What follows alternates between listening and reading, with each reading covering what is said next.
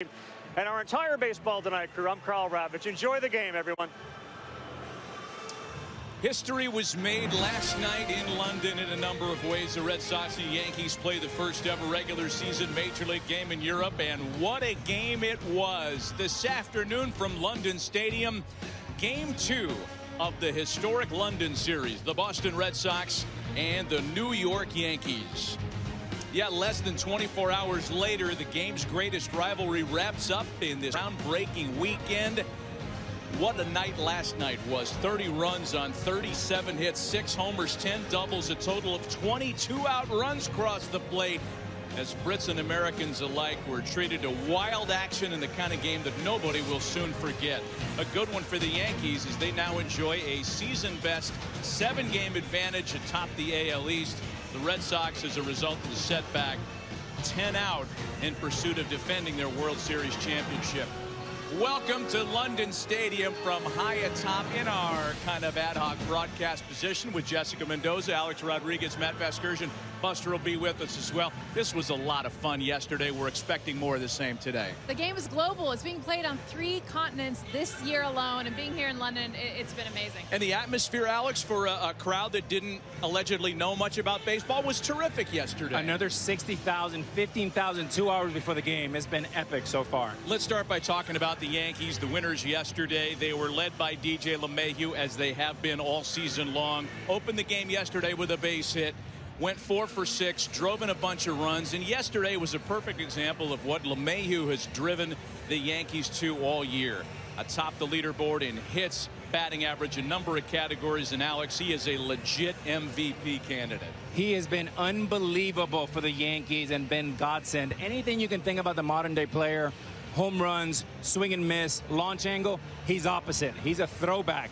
And he's become a real role model in that clubhouse where he set the gold standard with his work ethic. Gary Sanchez told me a few hours ago, Papi, I call him the machine. I just follow him around. And more than anything, he may be the first guy to be the modern day back-to-back, not back-to-back, but both leagues. Batting champ. I know where you're going. And maybe the MVP of the American League. Yeah, you got it. He has made a huge impact in New York. Let's talk about the Red Sox, Jess, because when you score the kind of run support they scored yesterday, it's good enough to win on most days. But as has been the case a lot of the year for Alex Cora, there's something a little different from last year. You know, Matty, they are not in a good position heading into the second half of the season. And even talking to Cora pregame, his biggest thing is the team that won the championship last year has just flat out not shown up on a consistent basis this season. And what's crazy is the numbers are there. This team on paper is still doing what they need to do, but they're not getting the wins. What Cora's looking for is a streak to get ignited. I feel like today they're up against Stephen Tarpley, making his major league debut as a starter for the New York Yankees. This could be the game that sets this team on fire and the pace that they need to go to, especially heading into the second half. This was going to be a weekend everybody was going to talk about, regardless of the scores, regardless of the outcomes. But with the way the series started yesterday, with the monster offensive attack, another one of those today, and it's going to be a weekend that nobody forgets. Yes, it's the same old rivalry as the billboards have said throughout London this weekend, but on new ground.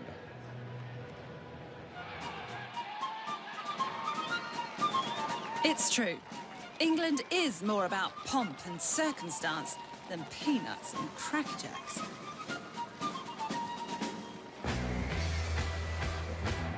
But Yankees Red Sox baseball is really a perfect fit for us Brits. We love royal dynasties and great rivalries.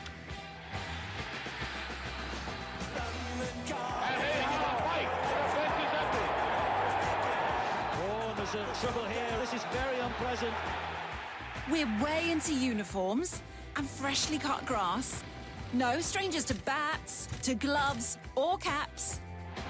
We know history and are sticklers for rules. And we relish a good row. Resume your seat. Resume your seat. So why should the colonies have all the fun?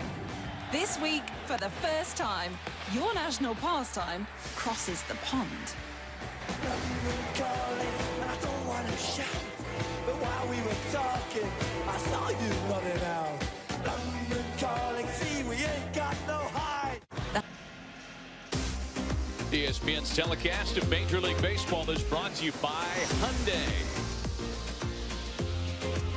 Buckingham Palace and the rest of the brilliant sights of old London that many of us have had an opportunity to take in, including members of the Red Sox and Yankees traveling party.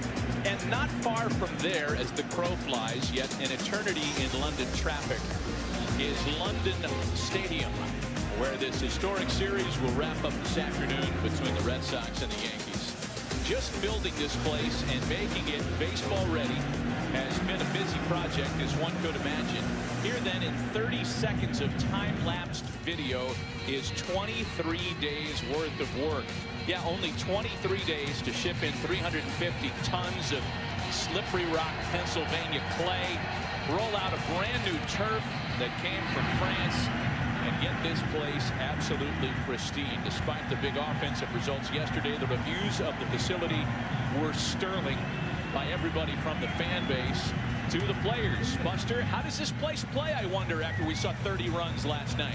Well, Matt, on Saturday, the offensive numbers are crazy. 422 pitches among 16 pitchers, 16 extra base hits. You mentioned the 30 runs. It got so bad that during the game, CC Sabathia, the veteran starter for the Yankees, went to Aaron Boone and volunteered to pitch out the bullpen today. And initially, Aaron Boone said, no, don't worry about it.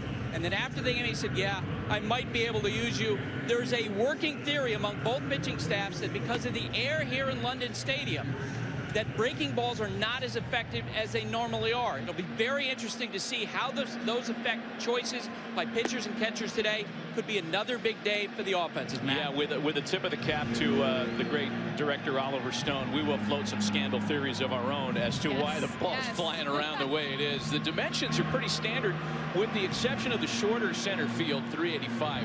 But the thought was that the foul territory, which would rank as the most in Major League Baseball if this were an everyday facility, would take away and give back to the pitchers. We didn't really see that play a role last night, Alex. This was all about the lineups. Usually when you come up as a pitcher, they tell you keep the ball in the big part of the field, right up the middle.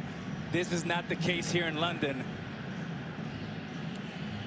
Right to the Yankees starting lineup: LeMahieu, Judge, and Hicks, Sanchez, Encarnacion, and Gregorius, Torres, Urshela, and Gardner. A lineup that scored a season-high run total yesterday. 17 runs for the Yankees on 19 hits.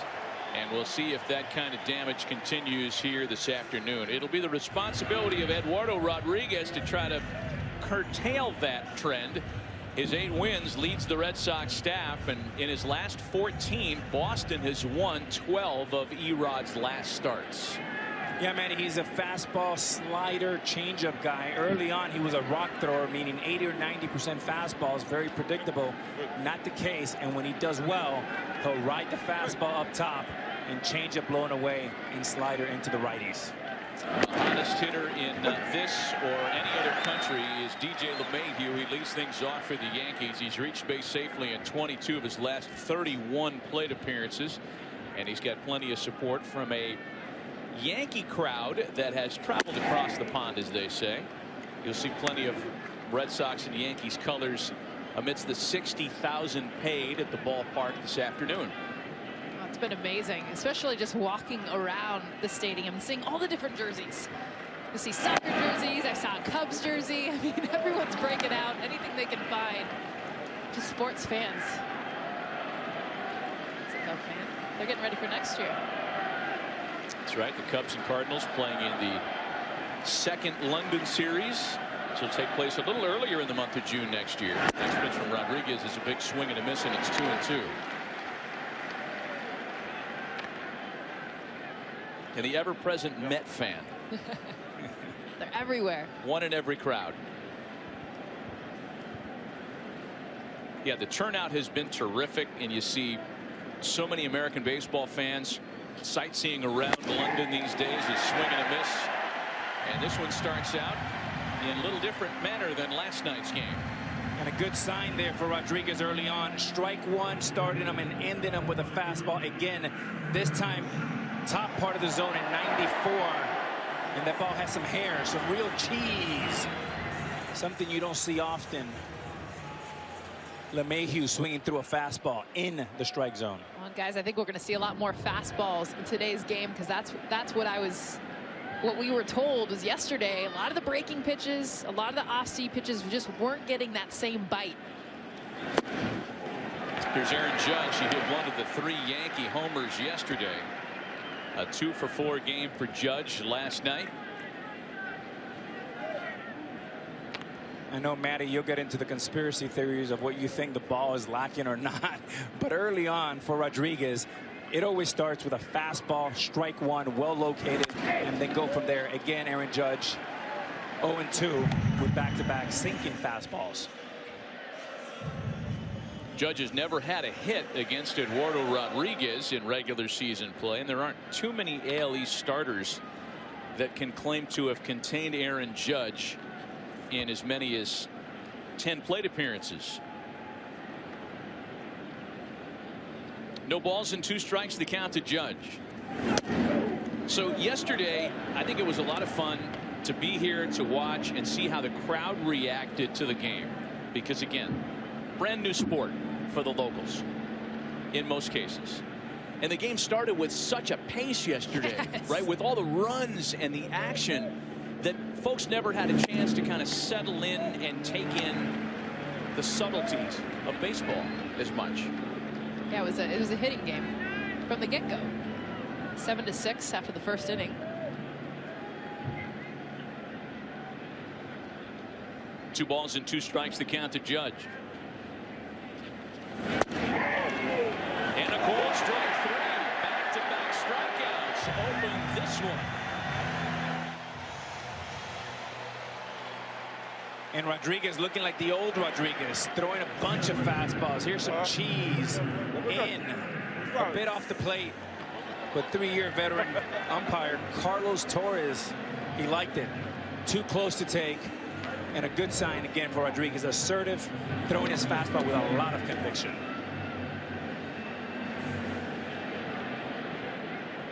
Two gone, bases empty for the switch hitting center fielder Aaron Hicks, who also homered in last night's opener.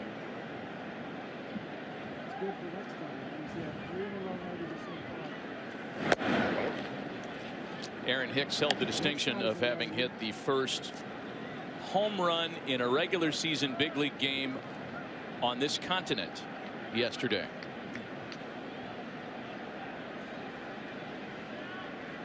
And it came on the heels of really being cold.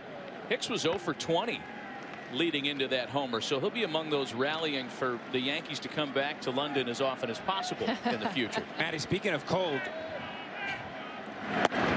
you know, Hicks is a scratch golfer, and one of the things he does when he's cold is he'll go to the range and hit some balls from the right side because he's a switch hitter, and he says that helps him with his alignment and sitting taller at the plate. So maybe he found a range here in London. Hit the driving range on your way to the stadium. Let's take you back to yesterday. He had never had any success against Rick Porcello. That was until that swing. Part of a first inning for Rick Porcello that he just as soon forget. He was unable to get out of the inning. 6-0 Yankees as folks were still getting off the tube, as they say. And a broken bat, base hit back up the middle.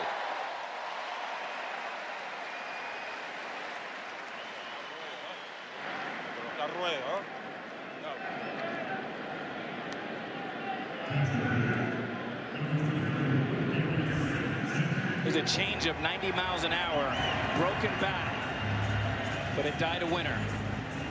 You never like to lose a bat, but if you get a base hit, well, that's okay. So much of the damage yesterday by both lineups came with 2 out in an inning. Each team scored 10 2-out runs yesterday. Wow. And on a night when the Yankees played at 17 runs on 19 hits, if I had told you, Alex, before the game that Gary Sanchez would be 0 for 4, you'd say no chance. Manny, not only that, I asked him that same question. I said, how you doing today, big guy? I talked to him in the clubhouse, and he goes, can you believe this? We score 17 runs, and I'm the only guy that gets a walk, and I go 0 for 4. I want some damage today before I get back to America. One of the 2 Yankees will be starting the All-Star game next month, just a couple of weeks from now, in Cleveland. He and DJ LeMahieu both voted in by fans as starters on the American League side, and he takes a strike. And Matt, he was not 3-4 hours before the game. He was in full sweat. working hard is the new Gary Sanchez. You know, for a lot of people, he sounds like he's been around for 100 years, almost a journeyman. Gary Sanchez is only 26 years old, and he is a superstar. And I've always said he is the best hitter in this Yankees lineup, especially against great pitching.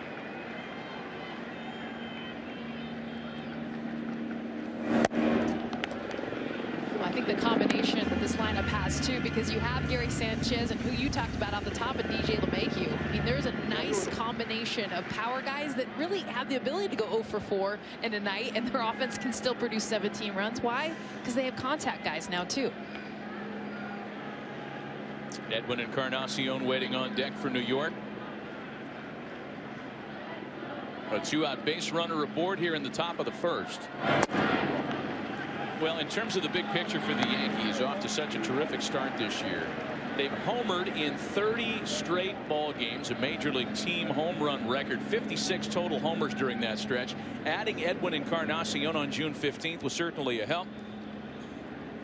14 different players have contributed into that 30 consecutive game stretch with a homer. Full count now. That's the pitch. Eduardo Rodriguez, his best pitch is that changeup. And guys, he's really been setting in inside with the fastball to set this pitch up to the righties, just falling off the table. Starts at the knees, ends up in the dirt. Fooling Gary Sanchez. That's one, if you're on the bench, you foul that away, you make a little mental note and come back to it. By throwing the 3-1 changeup, it allows him to throw the 3-2 fastball here and beat Sanchez. With 2 out, Hicks will be off and running at first base. Full count pitch, and Sanchez sends a fly ball out to center. The glare that everybody was afraid of earlier today has not appeared, with some gracious cloud cover, as Jackie Bradley Jr. just threw a touchdown pass to Mookie Betts. Yeah, they're playing ball in sacred ground here in London, or close to it. Underway at London Stadium.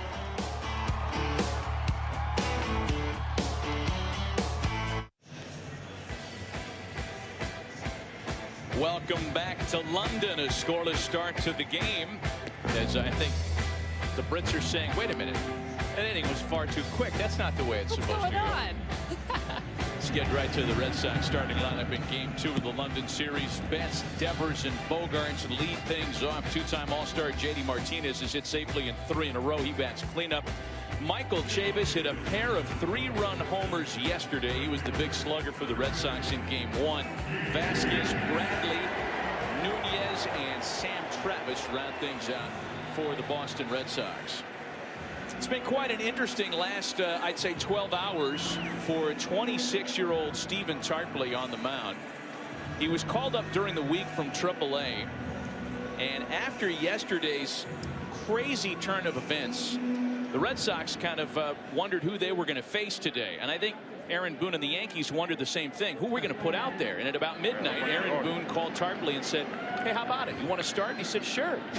Sure. And here he is making his first ever major league start. Why not in London? Why not? And he's coming off his 2 best appearances, his last 2. Yankees have been really impressed with the stuff that he has. Only 1 hit in those last 2 appearances, 4 Ks. And he's almost 50% slider fastball. As I mentioned before, though, I think we're going to see more fastball today from both teams. You know, if you're Stephen Tarpley, I guess there's a number of ways to look at it as he starts 2-0 to Mookie Betts. You either grip up knowing that this is your first ever major league start and there's a huge audience watching you, or you think, man, I'm playing with house money. Yeah. Because I was the only option that could go with this one, so I'm just going to let it eat. Not only let it eat, but very rarely do you have a start that if you go 2 solid innings, they say it's a solid start. So he might as well just let it fly early. If they get 1 time through the lineup, they'll be thrilled. I mean, the fact that Aaron Boone said if he can get it through the lineup 1 time, that'll be a win.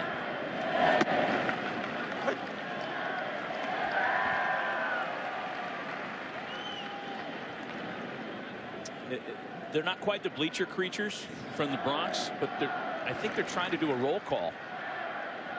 Yeah, you can hear him.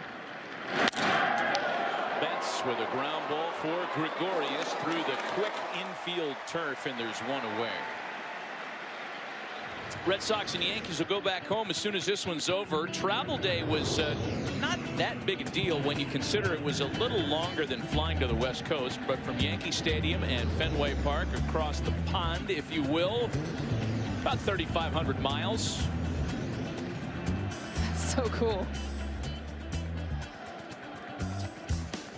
Destination London Stadium.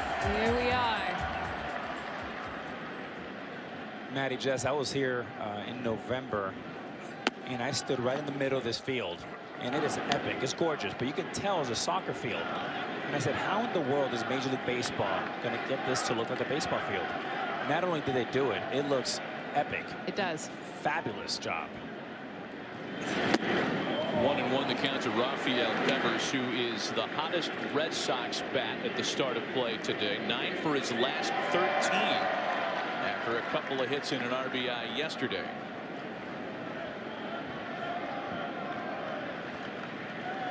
Yeah, the reviews, to your point, on the facility and the surface, Alex, have all been very good. Kind of similar takeaway on both sides. Infielders thought it was a little fast, and that makes sense. It's a brand new surface. Yeah. I think the big challenge today, the sun is going to affect both the offense and the defense. You can see in that view right there that the shadows are starting to come into play. Fly balls to center are something to watch. Both center fields. I would not be surprised if you lose a ball today in a fly ball to center or left center. Even balls coming in from the outfield. Watch infielders kind of have a hard time reading them. Devers with a little fly ball out to shallow right. Torres from second, and it drops into no man's land.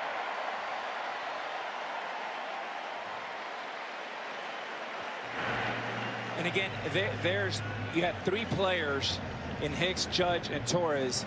None of them got a good jump on it. You'll see this, and you'll see the hesitation right off the bat from Torres. It is tough to see. We call this a high sky. And there's just some uncertainty there, Jess. You see that? It's not, and that's Aaron Hicks' ball all the way.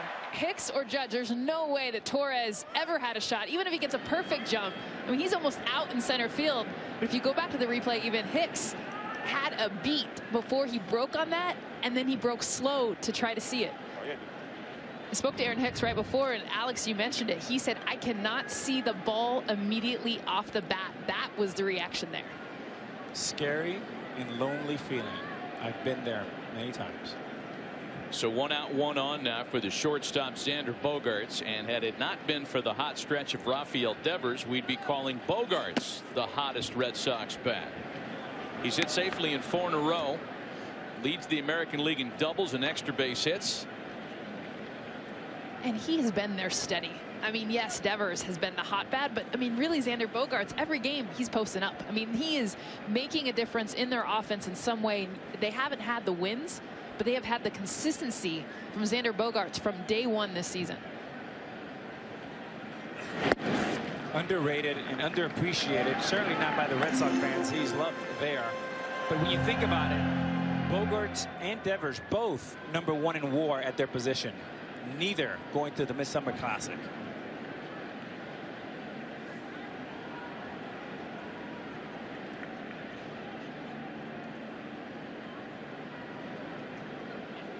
They still have an outside shot to make it, but as if it started today, they would not be heading to the All-Star. We'll learn the rest of the reserve players and the rest of the All-Star rosters. In fact, coming up later on today on ESPN, exclusive AL and NL All-Star Game roster announcements. Boy, as soon as we clear this weekend, I mean, the All-Star Game's the next thing on the calendar, July 9th in Cleveland. I'm talking Alex Cora, man. I mean, he's going through just his week, you know, what he's got to do, because he will be the manager there in Cleveland for the All-Star Game. They head to Toronto from here. Then they have a continued road trip, and he'll go straight to Cleveland. So this entire packing for the last week heading into this next week is pretty long road trip that ends in Cleveland with the All-Star Game. Yeah, it's a busy time for both sides because the Yankees have the interleague series with the Mets on the other side of town as soon as they get back from London. 2-1 pitch. Sent to the opposite field and well hit. Judge back, drifting, looking, and it's gone.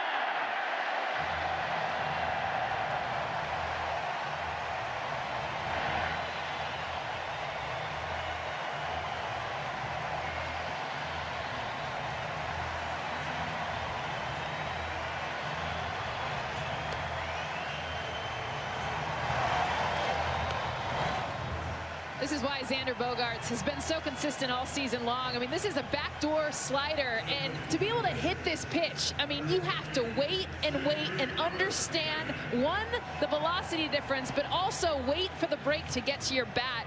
And Xander Bogaerts has been able to hit to all fields. You hear that all the time, but to hit that backdoor slider opposite field for a home run, not just a base hit, gives you a little insight into how good Xander is swinging it right now.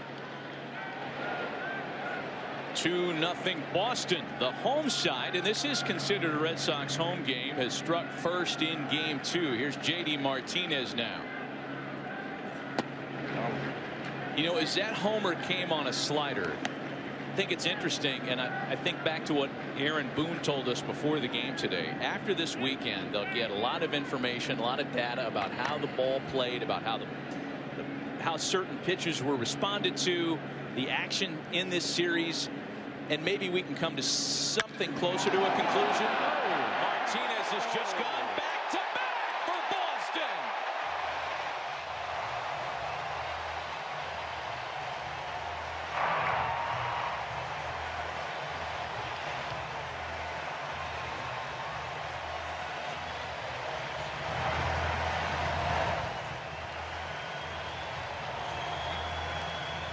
And J.D. Martinez, this time is the fastball, Jessica, 92 miles an hour away with a little fade. And this is the dream come true here. This is what the Red Sox fans have come accustomed to when it comes to J.D. Martinez. That beautiful stroke, opposite field power. And that's just a veteran hitter saying both last hits were sliders. Let me hit on a fastball. He sat down and he delivered. 3-0 Red Sox now for Michael Chavis. Number 18 for J.D. Martinez. So, was just getting ready to say, if in fact the breaking ball is flat in this ballpark, we'll learn a lot more about it after today. Oh, with your glove, little lefty action out in right field. I love it. And this is what's so cool, you guys, is even watching yesterday, how excited fans get. And you got to understand, at least 70% of the fans here are from Europe, at least, okay? And normally, if you're watching cricket, if you're watching any other sport, you give the ball back. But there's something so unique, and they've made so many announcements to fans saying, if there is a foul ball, if there's a home run, you get to keep it. High fly ball off the bat of Michael Chavis. Gardner fighting the sun for round number 2. Yeah, and it doesn't matter what continent, what country. Catching a foul ball is an international, really good feeling. And if you've never done it, it's like winning the lottery. Think about it, 60,000 people here. Yeah. And if you're the one lucky fan, and if you're a little boy or a little girl, man, what a feeling. How about the one fan that had the glove in that whole group is the one that gets to catch the home run? That's so cool. And a Boston fan to boot. So here's the catcher, Christian Vasquez now. See that shot? Did you see the unusual shadow on the field at this hour? And that's going to change throughout the day. Well, the sun's out of the clouds now, Maddie. You pointed out when it was behind the clouds, the glare was gone that we saw yesterday. Just a reflection off of Brett Gardner's face. Routine foul ball to left, and he's holding his glove up for dear life, trying to block that sun. The glare is real out there.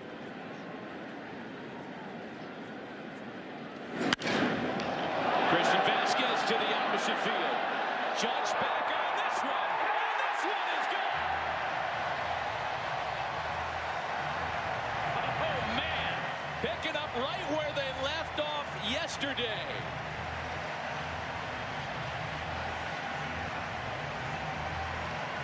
Three first-inning homers for the Red Sox. And again, the home run to J.D. Martinez, 92 miles an hour. This one, 91. Almost carbon copy on a tee. Fastball fading away. And the home run, a base hit stroke and a home run result. A beautiful thing to watch. Just missed by Aaron Judge. He had it timed up well going back.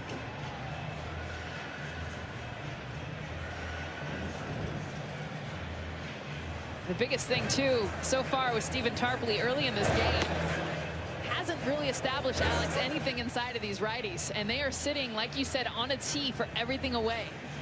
That's exactly right. He has not thrown one pitch. He hasn't moved the hitters. They're very comfortable up there, and anytime you have right-handed hitters, especially facing the lefty, you can lean out over the plate. You're going to feast on that type of pitching. You know, all of this started with a very simple base hit by Devers, and that's why making contact is so important. Good things happen when you put the ball in play. Jackie Bradley Jr. now. Well, it kind of reminds you of how the top of the first inning started yesterday. A foul pop that Michael Chavis was unable to make a play on, and then the floodgates were open. And here today, Gleyber Torres goes out to try to chase down a little pop that turns into a base hit. 3 homers later, and Boston has a first inning lead. There's a chip shot for LeMahieu, and that will put the first inning to bed. Not before more long ball damage in London. Bogarts and Martinez go back-to-back. Vasquez gets one, and after only an inning, it's 4-0 Red Sox.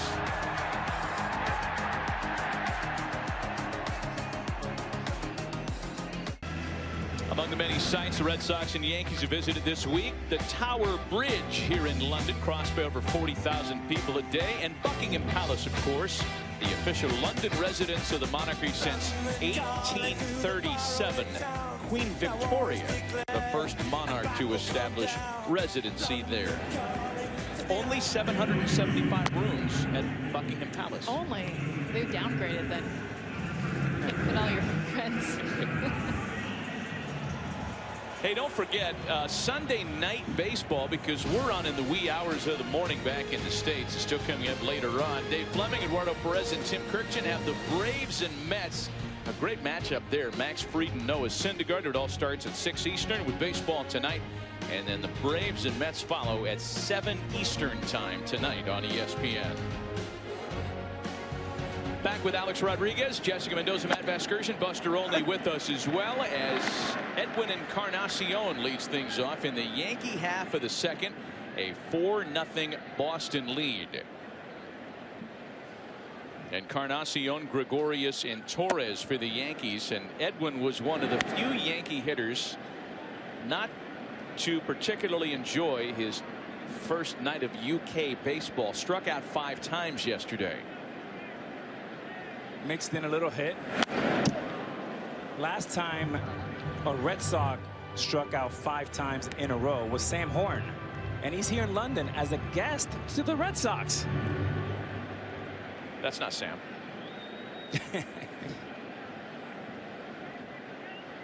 Yeah, we'll be treated to a little bit of Major League Baseball flavor in this one today, because not only are mascots here, there are mascots representing the entire league. The Freeze is here from Atlanta, and then the mascot race, a staple back in the States, will be conducted here later on with 3 UK themed characters, or 4 as it were.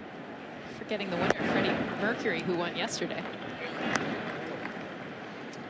And this should be a 3-2 changeup here. When you strike out 5 times, Sweets and fudge. you lay down for 7 hours, you probably sleep for 1. We just lost Jess. Yeah, exactly. Sweets and fudge vendor. And popcorn behind it. It's like the shiny watch in the back of your room. And there's ball 4 to Encarnacion. Aerial coverage today is provided by State Farm. Go with the one that's here to help life go right. Talk to an agent today at 800 State Farm. Some spectacular views. And I thought Rodriguez had Encarnacion set up beautifully there for a changeup. 3-2. He decides to go back in with the fastball, 94 up and in. But a guy that struck out 5 times, you have shadows out there. He's set up. When you smell blood, go get him. Here's Didi Gregorius now with the leadoff hitter aboard.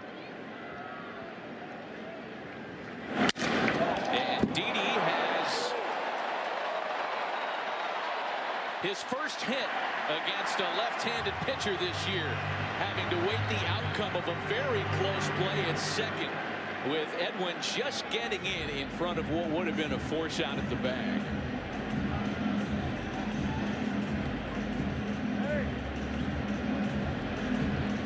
And what should have been an obvious easy base hit, Encarnacion should be sliding here. And he should be sliding for two reasons. Number one, you get there faster. You see him slow down there. And number two, you're putting yourself at risk of an injury. You're 36 years old, big boy. You got to get down there. You saw Alex Cora taking a good long look, and no challenge being offered by the Red Sox. All that protocol works the same way, of course, as it would in the States. Dugout to bullpen communications. Communications back with the replay command center in New York City.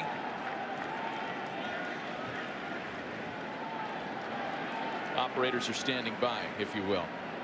Runners at first and second, nobody out for Gleyber Torres in a 1-0 count. Torres had a couple of hits yesterday and takes a fastball on the hands for a strike.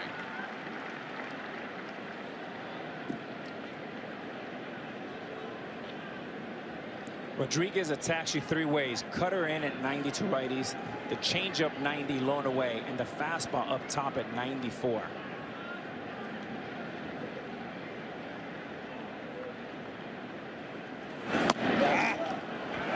Edwin bounces away from Vasquez, not far enough away for anybody to advance. One of the nuances of the ballpark, and we didn't really see it play a huge role yesterday, but the fact that there's virtually no space between the back of the home plate cutout and the back of the stadium itself. Something comes off there hot, almost like Wrigley Field. It's almost like Wimbledon. I mean, it comes off and it's like a tennis shot coming right back at you. It's the closest distance. And that's what's unique about this stadium, is the dimensions are just unreal, very different. 44,000 square feet of foul territory, and we will see that come into play. You will see balls caught today that are normally in the stands. Sometimes balls miss. Michael Chavis missed one yesterday because he had a run so far, kept looking for the wall that never came, ended up missing it. And if you're Rodriguez, you need to make a pitch right now. You have a 4-run lead, a good changeup, sinker, blown away, induce the double play. Less is more here for Rodriguez. 3 balls and a strike to Gleyber Torres. Foul. And it'll be another full count for a guy who's earning a reputation as full count. Eduardo Rodriguez has gone to a full count now in almost 18% of the batters he's faced. That's one of the highest percentages in the American League.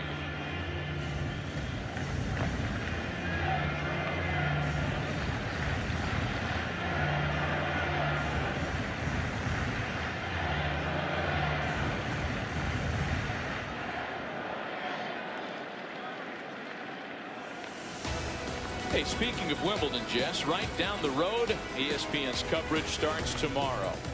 Rafa, Federer, Serena, and the top-ranked players in the world gathering on the grass. Our Wimbledon coverage begins tomorrow morning, Monday at 6 a.m. Eastern on ESPN.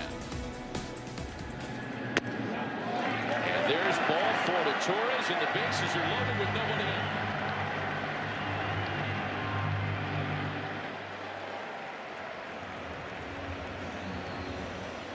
And the reason, not a bad pitch from Rodriguez, the reason why Torres lays off that pitch so easily, he showed it to him 3-1. When you see it 3-2, is much easier to lay off. Expect Rodriguez here to get from the windup and get settled. So with nobody out, it's Encarnacion at third, Gregorius there at second, and after the walk, Torres at first. All set up for Gio Urshela, who was 1 for 2 yesterday as a non-starter, came into the game as a pinch runner and stuck around.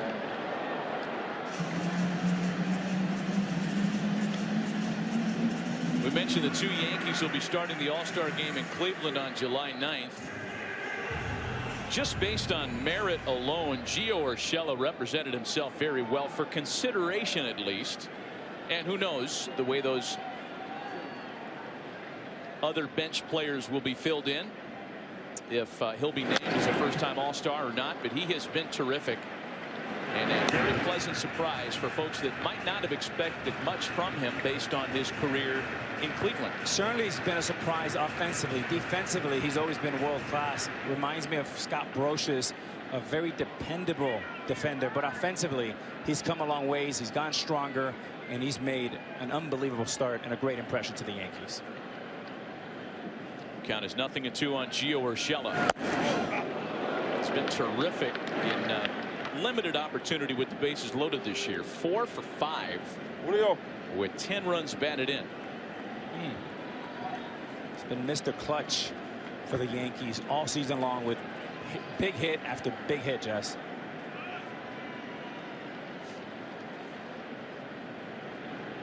Ball and 2 strikes, the count to Urshela. Brett Gardner waiting on deck with the bases loaded and nobody out in the New York half of the second. And a fastball fouled away. A little extra giddy up from Erod that time.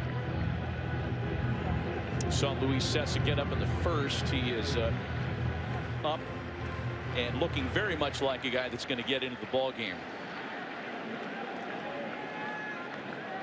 Well, you knew starting this game that it was going to be quick to the bullpen. Tarpley would be an opener, and we talked about it. Best case scenario is that he gets through the lineup, which maybe gets you to the third inning.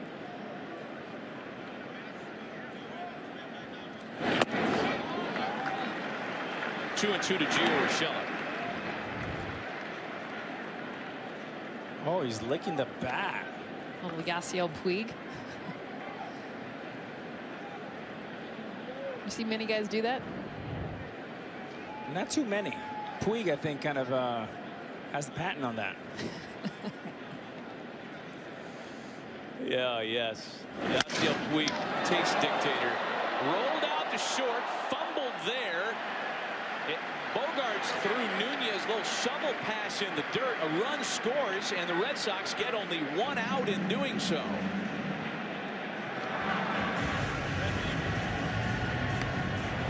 And nothing you can do here. I mean, even a perfect throw, Nunez picks it up.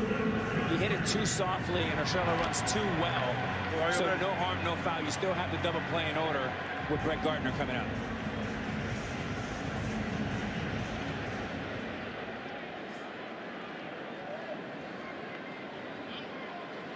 So Brett Gardner, who also homered yesterday in the Yankee win, has runners at first and third with 1 gone. A run in for New York in their half of the second.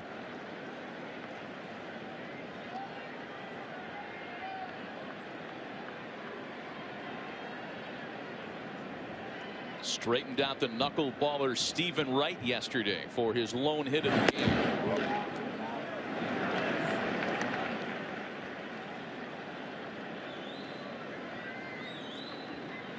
Brett Gardner was interviewed after the game yesterday, after the nearly 5-hour marathon, and was asked what we were all thinking. What about the ballpark? What about the conditions? What about the field led to the 30 runs? And there was nothing Brett or any other player could attribute it toward. That one eats up Nunez and rolls into right. It brings in Gregorius and makes it 4-2 Boston.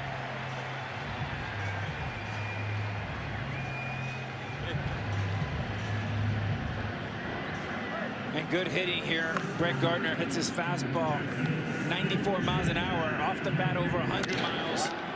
And if Nunez makes the front part of this play, then it's a routine double play.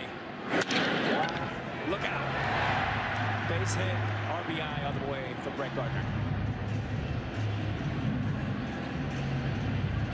Red Sox pitching coach Dana Levangie comes out to chat with Eduardo Rodriguez, and it gives us an opportunity to go to Buster with the conditions kind of on cue. Everybody was talking about the faster surface. The sun is out. It's all coming together here this afternoon, Buster. As well as the concern among the pitchers about whether or not breaking balls can be effective. Look, London Stadium was designed at the floor and also at the roof to facilitate Olympic track athletes, to reduce wind. And so the working theory, and you talk to players on both sides, staffers on both sides, and they can't prove anything here, but they're wondering if those conditions are affecting pitchers' ability to throw breaking balls and to get the ball down in the zone. It's a chorus on both sides, Matt. Buster, I talked to several players from both sides, and they said two things. The infield plays faster than what it looks like. And the fly balls, something very unique happens. There's no spin up. So therefore, it's jumping a little bit more. You've seen some fly balls that look like routine. 2 in this game, and boom, they're home runs. So back to the top of the order for the Yankees now with 2 runs in and only 1 away. DJ LeMahieu struck out to begin the ball game. And it's quickly behind 0-2. And that might be the first time all year LeMahieu has swung through 3 fastballs in the strike zone. So that signals to everybody in that dugout, we may have found a blind spot, but he's certainly not seeing that ball well. So go back to it. Urshela and Gardner aboard. And a ball and 2 strikes on LeMahieu.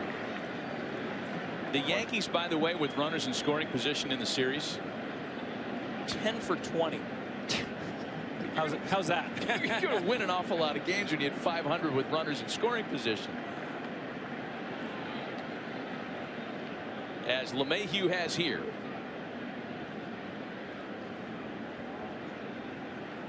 A long hold by Rodriguez, and 2-2 now. DJ LeMahieu is at the top of so many leaderboards. StatCast powered by AWS. 123 batted balls of 95 plus. What's considered a quote-unquote hard hit. Among the most in Major League Baseball. And what I love about it is I shouldn't say only 12 home runs, but only 12 home runs. I mean, he gets a lot of hits that are hit hard. Into the expansive foul territory. That is a run. I mean, you look at where Michael Chavis started as a first baseman. The amount of ground he guaranteed that's the most he's ever had to run within the infield. He wipes his brow off as he's coming back, jokingly. Joking that he basically made a huge throw. Well, look where he starts and look where he ends up. The amount of ground, and he learned from yesterday where the wall is, where even the tarp is held. Yesterday, guys, when he was running for a foul ball that he ended up missing, he kept looking for the wall, almost begging, where's the wall? It never came. He ended up missing and dropping the fly ball. Still 2 balls and 2 strikes to DJ LeMahieu. Into center field for Bradley in the sun. He makes the catch for out number 2.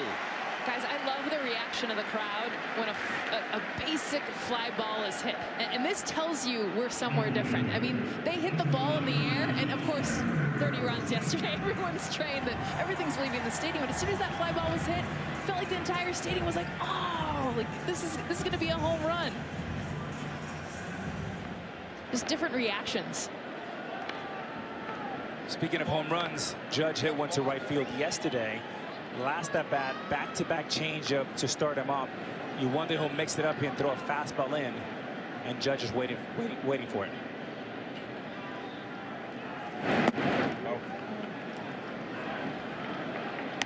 Ball and no strikes. The count to Aaron Judge, who struck out looking in his first plate appearance tonight or today. What am I supposed to do? Am I supposed to do the tonight today thing for people at home where it's 11 o'clock in the morning, or here where it's late afternoon? Or very early morning in Los Angeles. Even so. But they still might be out, so it could be. Good point. Night. Dangerous pitch here for Rodriguez, who wants to get his team back in the dugout to add to this 4-2 run. 2 balls and no strikes. The count to Aaron Judge. Careful. Inside corner for 2-1 now. So if I'm Aaron Judge, he's thrown me about 7 or 8 pitches. All of them have been away. So at some point, I'm going to lean out over that plate and hit a ball into right center field for some damage. 3 first-inning homers by the Red Sox. Yanks counter for 2 in the second. That one missing outside. 3 balls and a strike, and Rodriguez is a ball away from loading the bases again.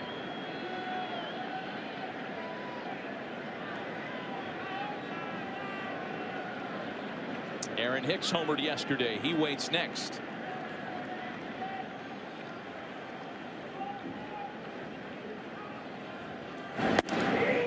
And a full count to Judge last at bat got struck out on a 2-2 fastball in where he thought it was off the plate. This is a perfect pitch on a changeup. So Rodriguez can go east, west, or north. And Judge is frustrated for the second time. And now Rodriguez wants to roll over the signs again with Christian Vasquez. And the runners will be in action. Even a long base hit can score Gardner from first. Now Judge calls timeout, and British fans are being treated to an aspect of the game that the U.S. faithful would love to be without. The pregnant pause, if you will. This guy's like, what? Is this how they play this game? Cricket is interesting compared to that exchange. There's ball 4. And here come the Yankees with their second bases loaded threat of the inning. You know, Matt, it's been fun for the first day or so. The Brits have been apologizing to us. They're saying it's usually not this hot, and we're apologizing to them, and we're saying our games are usually not this long. Yeah. So it's been a series of apologies back and forth. Yeah, and I don't mean to take a shot at cricket, but those games are very long. It was my point. A couple of days sometimes. Yeah. Well, Eduardo Rodriguez, who was fairly efficient in his first inning work, is on pace for doubling up his pitch count here in the second. 20 in the first, 33 this inning, and here's his. And that's what Rodriguez has to do. He has to be aggressive in the strike zone. Don't nibble. Go at him and then expand. He's doing opposite. He's nibbling and then trying to come center. That's a recipe for disaster.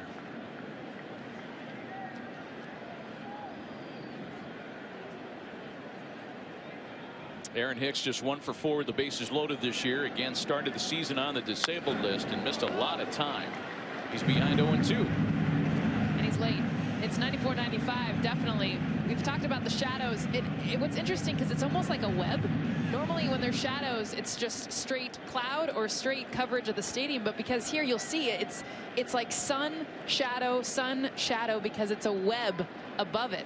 And for Aaron Hicks right now, 94-95, his swings have acted like that's 99-100. And that was not a paid endorsement for the new Spider-Man movie coming out this summer. The 0-2.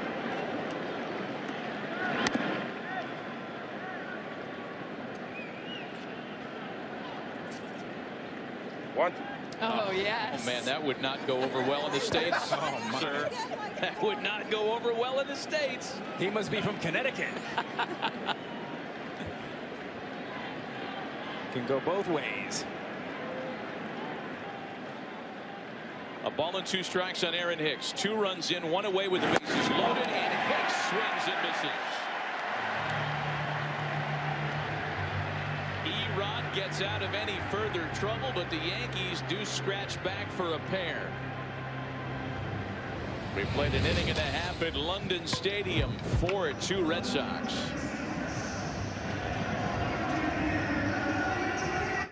Well, London Stadium was built for the 2012 Summer Games, and it held 90,000 fans for that event. Opening and closing ceremonies conducted, plus track and field.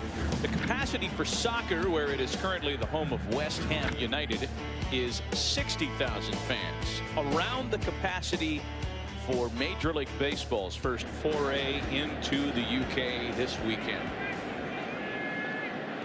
Beautiful afternoon, much more pleasant, much cooler than it was for the opener last night, and a new pitcher on the mound for the Yankees. Right-hander Luis Sessa takes over for Stephen Tarpley in what will become, as promised, quite the bullpen game here for the visiting team. Sessa, similar to Tarpley, pretty much 50% split fastball slider. Except from the right side, has struggled as of late. 13 earned runs in his last 6 appearances, where you've seen his numbers go up at over 5 ERA. But he's been stretched out a bit. He can go as long as 4 innings if needed. And coming in the second inning, that might be an if needed. Nunez, Travis, and top of the order Mookie Betts in the Boston half of the second. Nunez sends the ball out to shallow left. Gardner really battling the sun and makes the catch. I can't tell you how tough that is. On the run, the way he made that look, too. It's so easy, but playing left field, having to put your glove up as you run. He lost it there. It was able to get it back out as soon as his glove back up. And he's calling it, but watch him just shake his head afterwards going, and even talking to Aaron Hicks afterwards. That's something that they don't normally deal with. You might deal with sun, but not the glare that they're experiencing here in London. I mean, the former Gold Glove winner had the hat, the glasses, yes, the eye black, the glove. It makes it look easy. As to your point, Jessica, it's a very difficult play. Well, you freak out when you lose the ball, and he made it seem very calm. Here's Sam Travis now with one away. Buster, there is something about the way this ballpark was constructed, this stadium that is not for baseball, that makes the way the sun sets even more difficult. That's exactly right. You don't typically see a setting sun, a sun descending through the sky directly behind home plate. When I talked to Jackie Bradley Jr. about this on Saturday after he was first taking fly balls, he talked about what an issue it was. He said maybe in Oakland, where the sun affects all three outfielders, he said, but it's very rare, and he's going to be staring right into it in the innings ahead. Hold on. And one of the other points, Buster, is the sun, but something that's a little more unusual is actually the glare of the stands and the coloring of the stadium itself being white. So from the perspective of an outfielder, when you're looking up into the stands as a ball is hit off the bat, those seats are white. The stadium above it is white. So they said not only is there the sun, but the ball will actually get lost, like you hear a lot of hitters talk about, where you lose that hitter's eye. You can lose the ball off the bat because of how white everything is. Full count, 3 balls and 2 strikes. Meanwhile, to Sam Travis, 1 out, base is empty in a 4-2 game. Travis with a bouncer that gets through quickly. A 1-out single in the Red Sox second. We mentioned earlier how the Red Sox and Yankees were treated to a nice week, or abbreviated week, here in London. They were among the uniformed personnel to take a tour of Buckingham Palace to watch the changing of the guard outside the royal residence on Thursday. Looking rather royal themselves. Of course. How unique is it to go into this rivalry weekend? I mean, Alex, you know this, and be arm in arm, right, with the opposing manager in front of the Queen's Palace, Buckingham Palace. I mean, it's so unique, so many things that we've talked about, but that right there, you got 2 opposing managers in an important series, arm in arm. And they're good friends and have a lot of respect for each other, but I was just there this week as well, and I learned something. When the flag is all the way up, that means the Queen is in the building. Oh. And she's 93. And she's been at the helm for over 67 years. Yes. The longest. You didn't have tea with the Queen? I feel asked. like you did. Okay, because I'm like, this is so you, right? It was a quick no. The quick no. Come But on. I They thought still about stood it. out there. I still stood out there. I said, could I get a minute with the Queen? 67 years at the top. She's met 12 American presidents. Into right, long run for Aaron Judge into that, once again, enormous foul territory. Look at his And Maddie, oh, that's awesome. I mean, the face of Aaron Judge says it all. They're just not used to having to run this far. 1-2. Full speed. And he kind of pulls up there at the end when he's like, okay, I'm not getting this. I'm not going to keep running. I'm not running all 4 legs of the 4x100. Usain Bolt style. Oh, that hit the roof. So we've been talking a little bit about all the foul territory. Now, you mentioned 44,000 square feet. In simple terms, that's more than 1 acre. So when you look at the shift, the way he's playing, I would actually think about doing, yeah, you may catch an extra ground ball, but you're going to give up a couple fly balls that are foul balls that could be caught. But because they're out of position, they won't be able to make those plays. So it's something to think about for next year. The analytics of also playing in all the foul territory. 2 balls and 2 strikes to count the Mets. Sharply hit to third. Urshela to Torres. Back to LeMahieu, the double play. Did we just watch an inning in this series where a pitcher faced the minimum batters? No way. Yeah. It's still 4-2 Boston.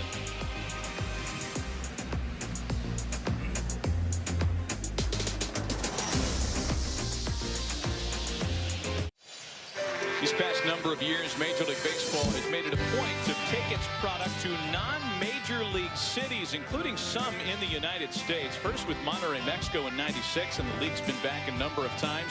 Here in the States, Omaha, Williamsport, Port Bragg game was such a big success a few years ago. Tokyo, Sydney, San Juan, and finally here in Central Europe in London. And we welcome in a guy who's been very busy with these and other projects, Commissioner Rob Manfred. Mr. Commissioner, congratulations. It's been a lot of fun. It really has been a lot of fun. London has been just a great host to Major League Baseball. I think the teams have enjoyed it, and we certainly have. Talk us through the process. I mean, I know it can't be simple to be able to get, you know, these two teams, but everything that's happened and now for 2 years, because the Cubs and Cardinals will be here next year. But what's the process been like? Well, you know, it was actually took on momentum of its own after a while. We've been talking about London for a while. We felt we needed to be in Europe. John Henry and Hal Steinbrenner are actually very friendly, and they gave us a push. They were anxious to do it and to do it together, so it really gave the project some momentum. I mean, Mr. Commissioner, you've basically over-delivered to London. It's been a beautiful event, and there's a big step for the European and global growth of our game. You have to think other cities besides London got to say, hey, I got FOMO. When is MLB coming to my city? Well, you know, it's interesting. I talked a little bit about it yesterday because we have had a lot of outreach. You know, facilities in other cities around Europe, and I think it's important. We love London. We're going to be back next year, and I hope we're going to be back regularly, but I'd love to play some other places as well. I guess everybody's wondering collectively, Mr. Commissioner, if you know, we have baseball in Paris or Munich or Stockholm, will there be 30 runs scored every night with our product? I tell you, that was something last night, boy. It really was something. You know, one of the people that was sitting with us said, well, you know, look at it this way. 6-6 is a hell of a lot better than 12-0. So.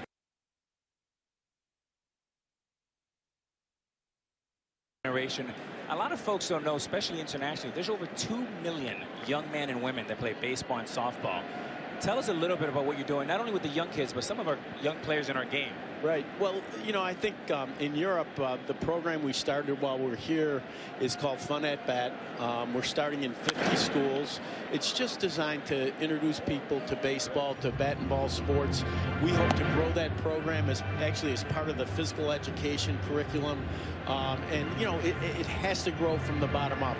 Hats off again to the Yankees. I know you were there. They did a great event with some young people who play in a baseball club here in London. Had a great turnout for that. So it's all about leaving behind a legacy of play for us. Did they use the official Major League Baseball at that clinic? And if so, did it fly around the way it's flying around this year? Yeah, well, you know, there's been a lot of conversation about the ball. And, you know, a handmade product, it's going to vary year to year. And, you know, we have one of those years where the baseball seems to be a low drag ball, and we're getting a lot of home runs. You were talking about something with the center, like the pill that they call it's in the middle of it. Yeah, I don't want to overplay this, but, you know, we have a group of scientists who are constantly monitoring what's going on with the ball. They do agree that there's less drag. What they don't agree on is exactly why it happened. One of the theories relates to better centering of the pill. If you think about it, there's a pill in the middle of the baseball. The better centered it is, the less it wobbles, the less drag there's going to be. That may not be the only answer. It's one that they've put forward as a possible answer. Ball forward to Gary Sanchez, puts him aboard for Edwin Encarnacion. And while we've got you on some of the hot topics, when we were debriefed about the ground rules here, about how you know, netting and overhangs and speakers and scoreboards were going to play, it got us to thinking about the netting issue in particular. And I know that's something that's been right on the middle of your desk for the last number of months. Right. You know, look, fan safety is a crucial issue for us. We have been constantly encouraging the clubs to do more with their netting. I think that you've seen 4 clubs already this year announce additional netting. I think that's a positive. We're going to continue to work with the clubs. What people don't appreciate is every facility is different. And in some places, you can just extend the netting. It's structurally, it's not a problem. Other places, it's a lot harder. I think what I'd like to leave our fans with is the idea we're working on it, and we're working on it as fast as we can. It's a high fly ball into right for Mookie Betts with some gracious cloud cover for the moment, one away. You've talked about some of the on-field changes that are a possibility for even, there have been some this year, but even for next year, you know, a pitcher, a 3-batter minimum, things like that. What can we maybe expect? Well, the one thing we know for sure, we're going to have different rosters next year, right? We're going to have 26 all year long and 28 during September. You know, September kind of skews our numbers. We play differently as a result of, or have historically, because of the 40-man roster expansion. We know that's coming, and we think it's going to be a positive for the game. We want to play those meaningful games the same way that we play the rest of the season, or as close as possible. The 3-batter minimum, I think it's something you're going to see next year. We have the right to do it. We made an agreement with the MLBPA that gives us that right. And I think it'll be a positive for the game. Yes. Oh, absolutely. Sorry. I get excited about it. I talk about it like it's already happening. Yeah, well, we think it's going to happen.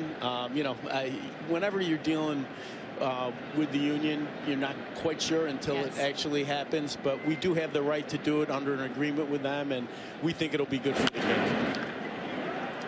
A number out to third base for Devers, and not in time for the double play on the turn.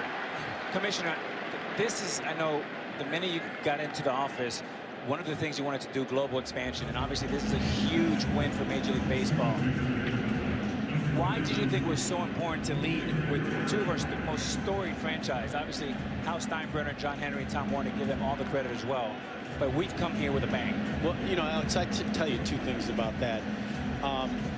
We wanted to make a big impression with our first foray into Europe. And there's no better way than to bring rivals. That's why we picked the Yankees and the Red Sox and the Cards and the Cubs. Number two, you know, other sports have been here. Other North American sports have been here. And we felt that we needed to make as much noise as possible when we came, and I think the Yankees and the Red Sox have certainly done that. We start thinking about all these international venues, and then people discuss the potential for an international team, another international franchise. I know we're talking about getting back in Montreal perhaps down the road. Is there any further discussion about that? Well, we're interested in being more than just a United States and Canada sport. You know, as you pointed out earlier, we've spent a lot of time in Mexico recently. We're going to spend even more in terms of logistics that would work for us in terms of travel. But I think travel is going to get easier. I mean, everything is getting easier in our world. The world's getting smaller.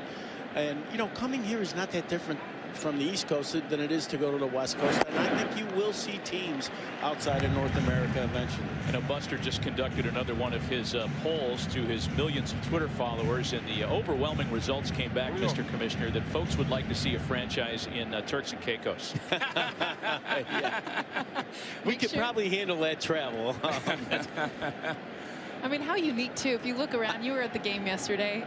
I met him. You did? Yeah, I was out doing another media appearance out in that area. He came over and introduced himself.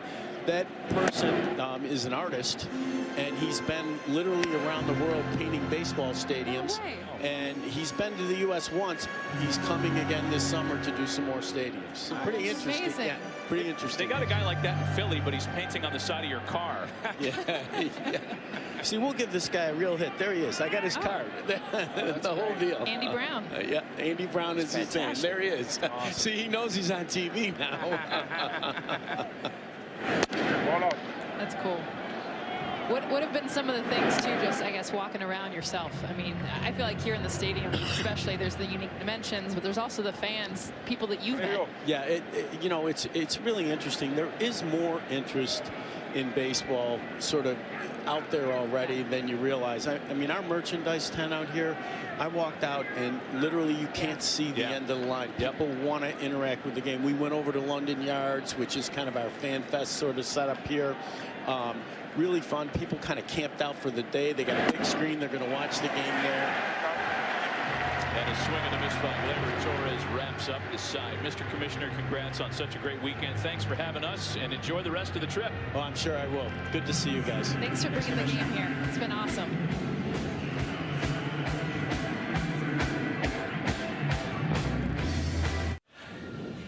A little taste of the United States direct from SunTrust Park in Atlanta, home of the Braves, is the Freeze, who in Atlanta during Braves games takes on a Braves fan, gives him a head start, and tries to track him down. Well, the Freeze lost yesterday here. And let me tell you, this guy made it close today. Wow. Freeze had to find an additional gear to win and escape the UK 1-1.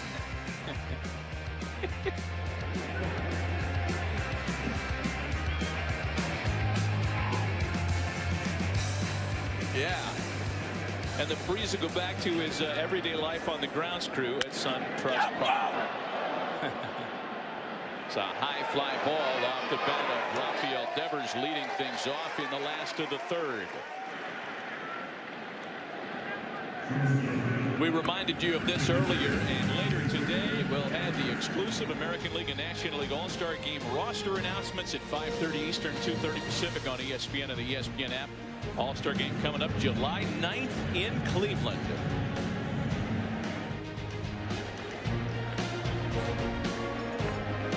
Freeze might even make an appearance there. He is now an international thing after all. One gone now for Xander Bogaerts, who slugged a 2-run homer in the first. It started the scoring today, and it has calmed down a bit based on the frenzied pace yesterday. This one feels more like a regular old ball game at 4-2 Red Sox in the last of the third. Xander extends a hitting streak and runs it to 5 with the first inning homer today.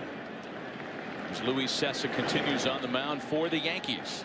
Matt, it was cool to see the back-to-back with Xander and JD, and really it epitomizes how these two hitters have had the success that they've had, and not just with the home run and the result, but the type of swing. I mean, you're talking about 2 outside pitches, one a backdoor slider, the other a outside fastball. But the two of them being able to almost like side by side have that perfect swing that you want to teach young hitters to be able to have on not a pitch you can pull, not a pitch that's middle in, or even over the white part of the plate, but a pitch that is hard to hit. And the two of them back to back, showing how tough it is, but honestly how beautiful their swings can be on that part of the plate.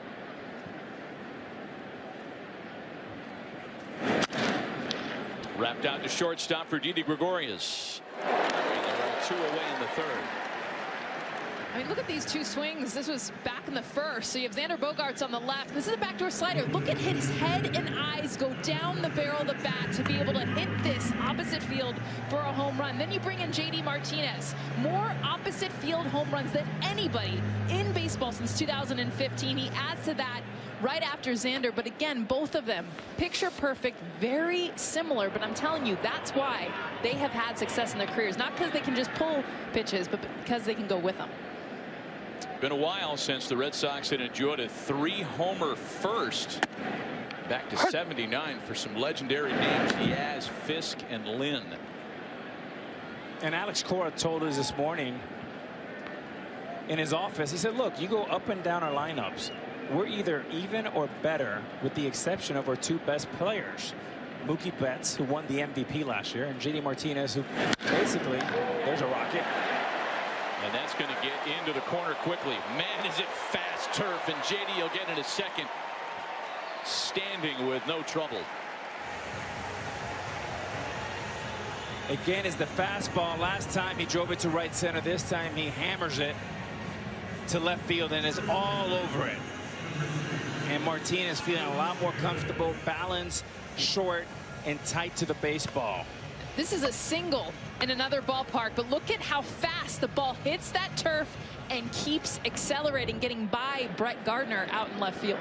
This wasn't hit down the line, guys. This was hit to left field, but it got out there so quick that Brett Gardner could not cut it off. Ends up being a double. So a 2-out RBI opportunity now for Michael Chavis. It's the first time the Red Sox have had a runner in scoring position in this game.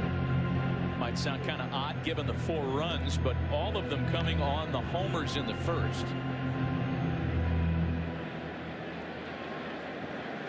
We talked about Chavis yesterday. The pair of 3-run homers became just the second Red Sox rookie ever to hit at least 2 homers with 6 or more RBIs against the Yankees. In fact, let's wind it back not even 24 hours and show them to you.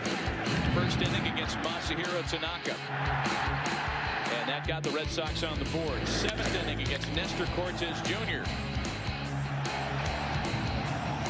You know, both home runs on secondary pitches, both pitches down, drove in 6 runs offensively, and defensively drove in 4 for a total of 10, because that miscue led to an extra 4 runs for the Yankees.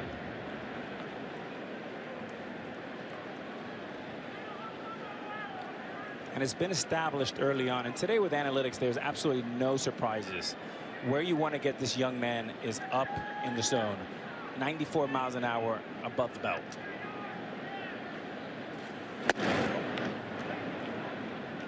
Well, that ends a stretch of 10 straight strikes thrown by Luis Cessa. He's got a good look about him, good pace, predator-like attacking, conviction, all things you like on a young pitcher. 2 balls and 2 strikes, the count to Michael Chavis.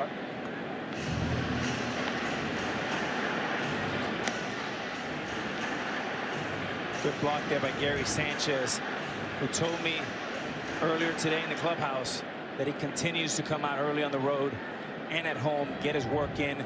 I mean, he looks solid as a rock. And like Carlos Beltran, who works for Brian Cashman, told me, Alex, he's gone from a young man to a real man, and he's focused.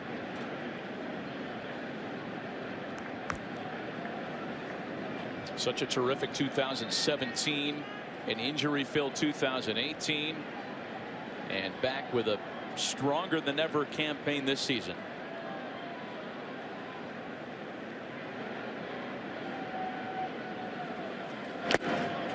And a foul tip that Sanchez hangs onto to retire the side. Bang, bang. Maxwell Silver Hammer struck 3 times in the first. And here we are in St. John's Wood, crossing Abbey Road, mate.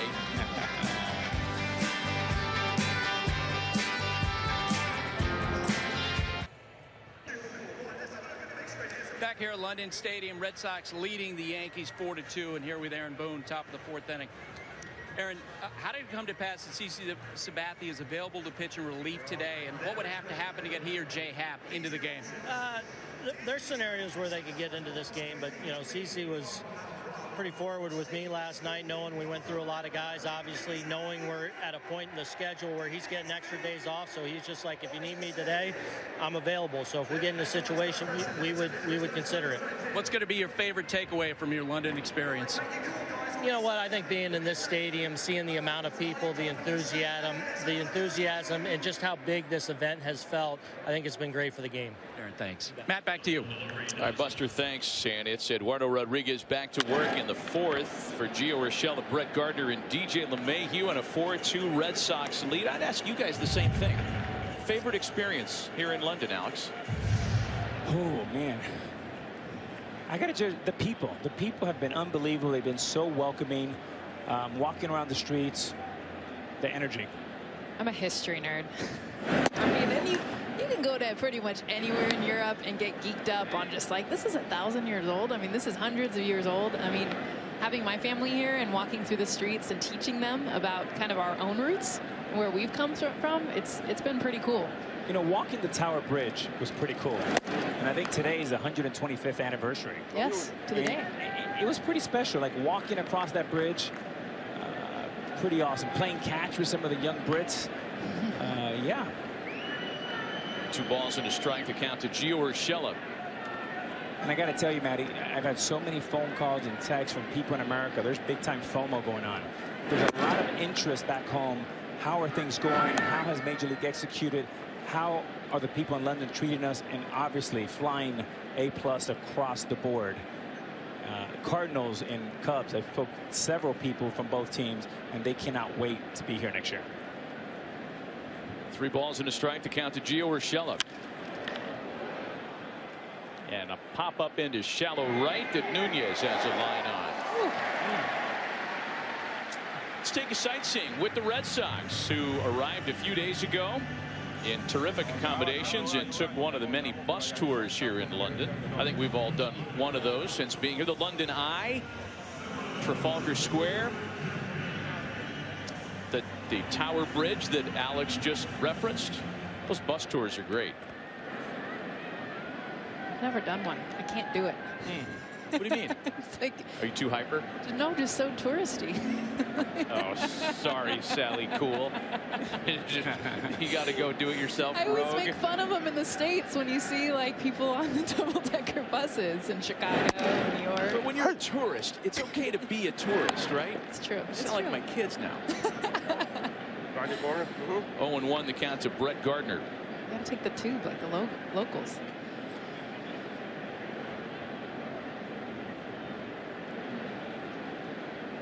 Gardner singled in a run in the Yankees half of the second. That's when New York struck for 2 on a fielder's choice play by Urshela. And then the base hit by Gardner looked like they were primed for more. They had a pair of bases loaded opportunities against Eduardo Rodriguez. And he got out of that with only the 2 runs.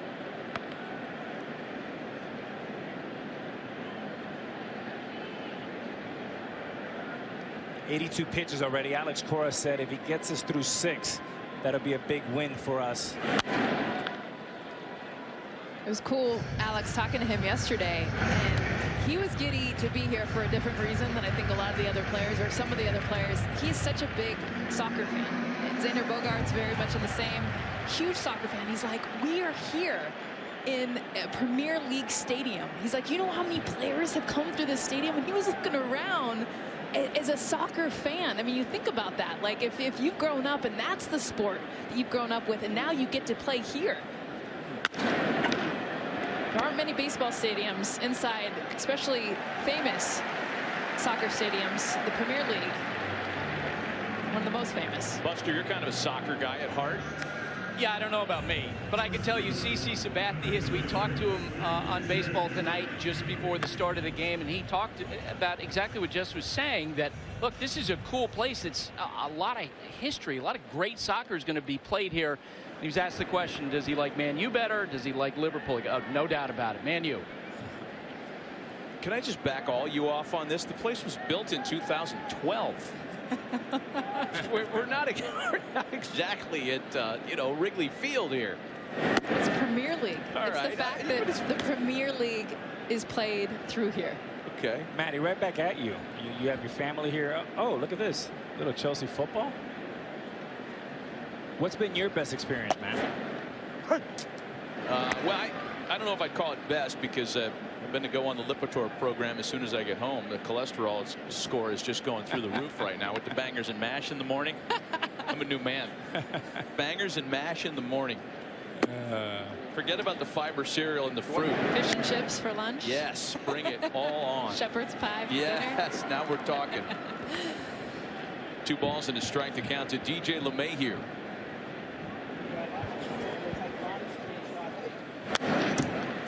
LeMahieu has been held at an 0 for 2, which doesn't sound like a huge big deal, but when you consider that this is a guy that's enjoyed a multiple hit game in 14 of his last 21 and had begun play today, having reached base safely in 22 of his last 31 plate appearances. Yeah, 0 for 2 is kind of a big deal. To think, Matt, that DJ LeMahieu almost ended up in Tampa, and it was during the holidays. Brian Cashman is on vacation with his family in Montreal right after Christmas holidays. Calls him and convinces him, basically in the 9th inning, pulls him away from Tampa. And give credit to LeMahieu. He said, I wanted to be a Yankee. I wanted to be part of the tradition. I wanted to play with other great players. And he rolled the dice and said, I'll go be a super utility player. And what has he become? basically what Paul O'Neill has become to the Yankees. He's been their MVP this year. You could say he's the best acquisition by any team this offseason and got very little attention. Into center field carrying for Bradley, and it's a 1-2-3 inning by Eduardo Rodriguez in the fourth.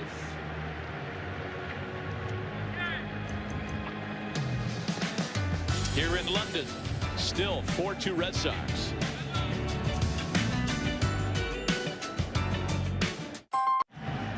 Major League Baseball is always live with MLB At Bat. Follow your favorite team's action with game tracking and video highlights, up to the moment stats, standings, news, and more. Get the #1 app for live baseball. Download MLB At Bat today.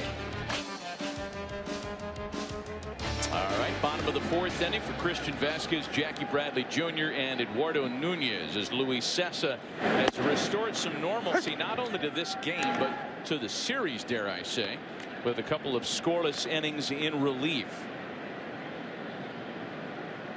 Vasquez hit one of the 3 first-inning homers for Boston that made us all think we were going to buckle up and be in for another one like yesterday. Popped him up. We've got a score update from the World Cup of Cricket. Yes. Where we're told that England leads India 337 to 124, I think. 144. I have no idea what that means. But here's cricket, everybody.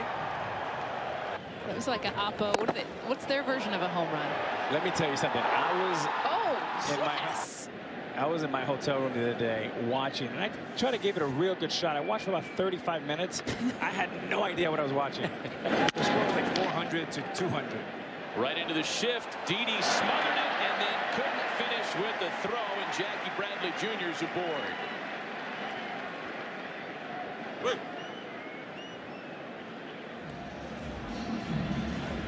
Another example where making contact is good.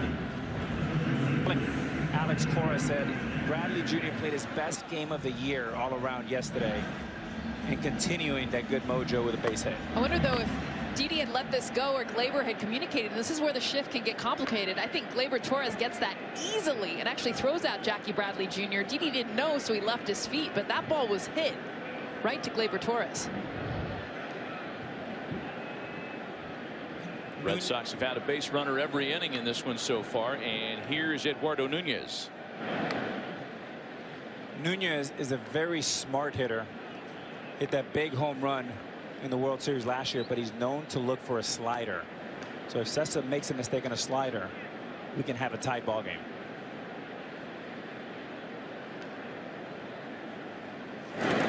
Hold on.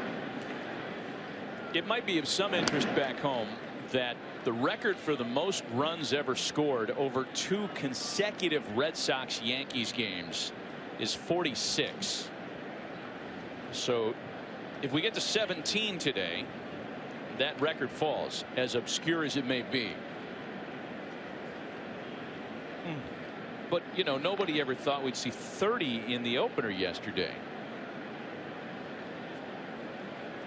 A ball to no strikes on Nunez. There was a chance for the Red Sox to tie it in the 8th and go to extras. I mean, how crazy would that have been? Tie 17-17 after 5 hours of baseball already, and then have it to keep going, which it was a good shot of it at the end of the game. Kind of expected it, actually. Yeah, I kind of was hoping for it. Just why not? At this point, make it 22-21.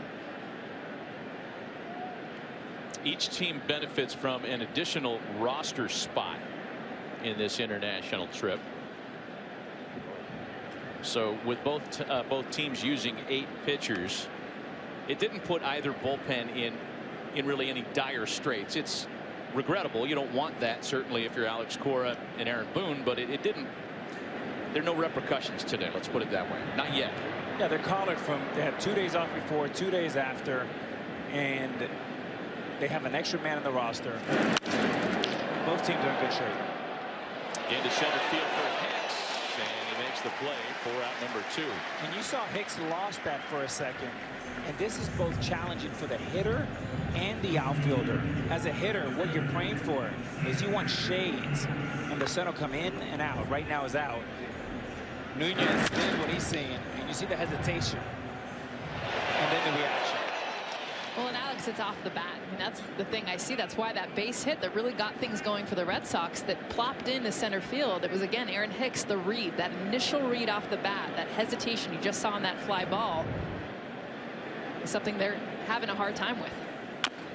Here's Sam Travis now talking about each team having a 26th man on the roster. Travis is that guy for the Red Sox. Called up for his 3rd major league stint of the season.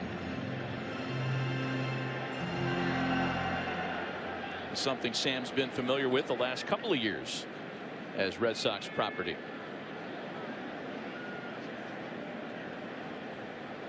Two-out base runner aboard. Bradley likes to run, though he has not shown that he's thinking that way right now. So, Matt, if you're sitting at home, you're probably wondering, okay, enough of the shadow. What does that mean?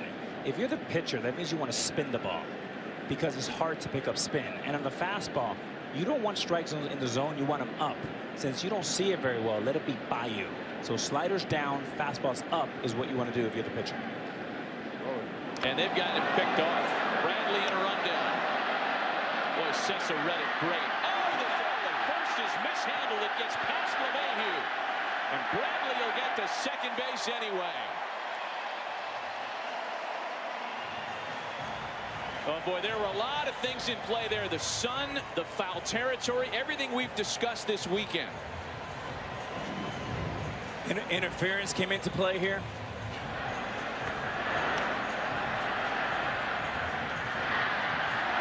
And when Jackie gets up, he runs into Glaber right there. He would have been safe anyway coming back into second, but the overthrow, and honestly not that much over the head of DJ LeMahieu. I mean, that was really, now that you see it on the replay, right even with his eyes. Just didn't see it. The error is hung on Gleyber Torres there.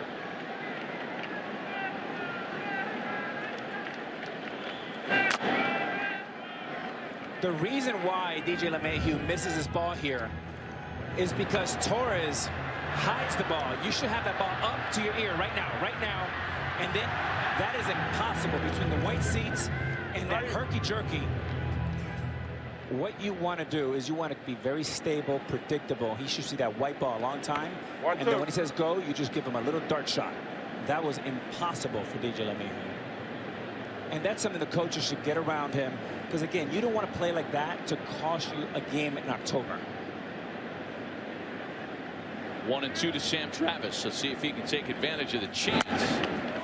So that's the first error of the series. Hard to imagine that there were 36 runs scored before the first error here.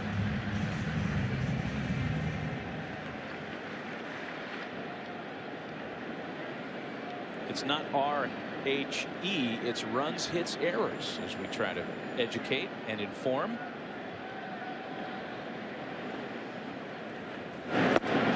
Got him.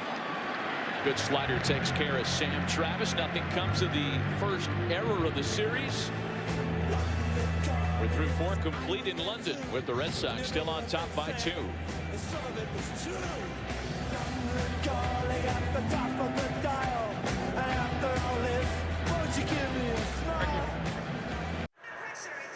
Back here at London Stadium, Red Sox leading the Yankees 4-2 going to the top of the 5th. And Alex, you got to start with this. Tell the story how you froze with the Prince and Princess yesterday. I mean, I froze. Had so many instructions and how to be polite and call them what they are, you know. And I almost asked for an interpreter. I want a translator so I could speak Spanish to them. All right, Eduardo Rodriguez seems to be giving you exactly what you were looking for. You're hoping for 6 innings. He's in 91 pitches. What are you seeing? Yeah, I mean, he had good stuff. A lot of traffic today, but he's doing a good job for us. And the hope is for him to go 6. If he can't go 6, we got some guys over there that can finish the game and help us out to win. Alex, thanks. No problem. Back to you, Matt. Buster, thanks. He'll have to run the gauntlet here in the 5th of Judge, Hicks, and Sanchez. And so far, so good for Erod, whose pitch count is shrinking by the inning. He talked yesterday about the importance of his changeup. And what I've seen more so than that is importance of the fastball. And what we saw yesterday is lack of break, lack of movement on so many pitches. That's why there were 30 runs. Eduardo Rodriguez clearly came in with a plan today to utilize that fastball to set up his best pitch, the changeup, but getting in on the hands of a lot of these right-handed batters.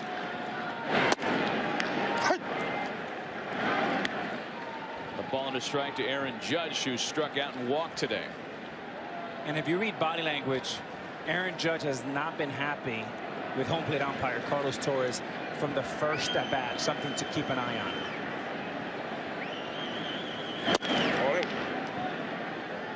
Now, if you're Rodriguez, this is not only your most important inning, but the most recourse. You have 94 pitches. You have the win on balance. So a 1-2-3 inning, just getting out of this inning, will be huge. Judge breaks his bat and gets it past Devers into left field.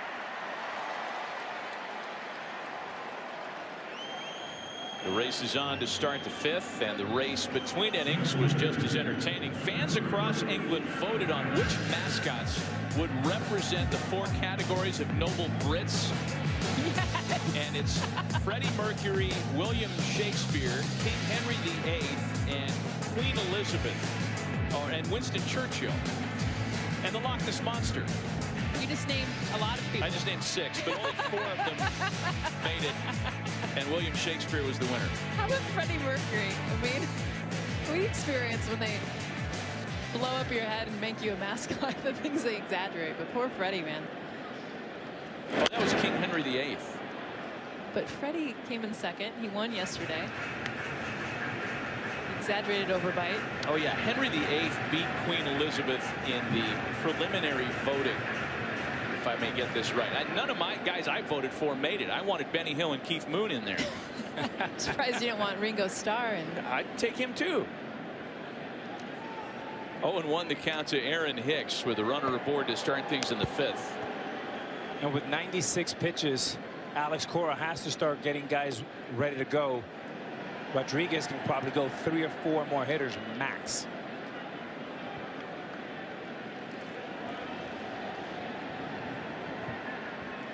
Hicks has singled and walked in this one. 2 for 5 with a homer yesterday.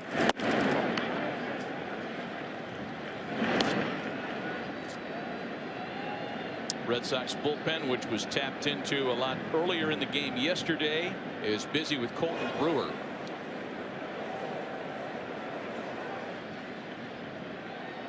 Brewer ended up finishing the first inning yesterday by working 2/3 of that frame. And Hicks pops it up.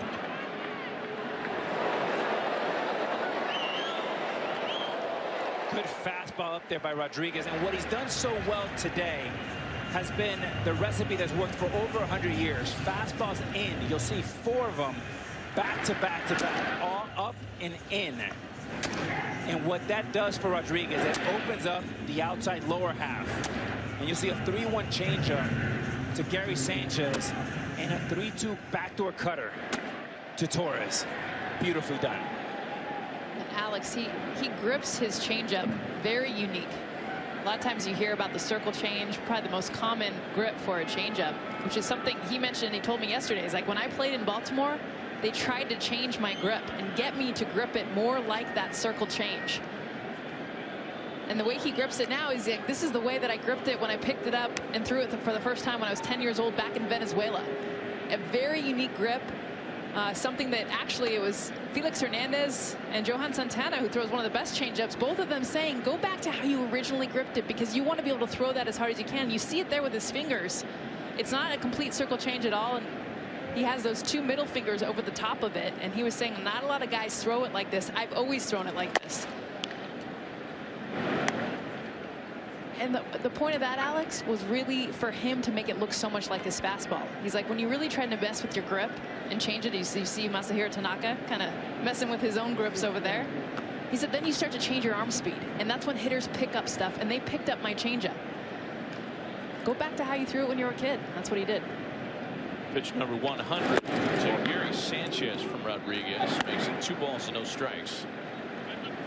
Sanchez with 23 home runs, 52 runs batted in, the highest totals among major league catchers. One of the 2 Yankees to start the All-Star game in Cleveland on July 9th. and still kind of a wait and see, still mulling the offer to participate in the home run derby.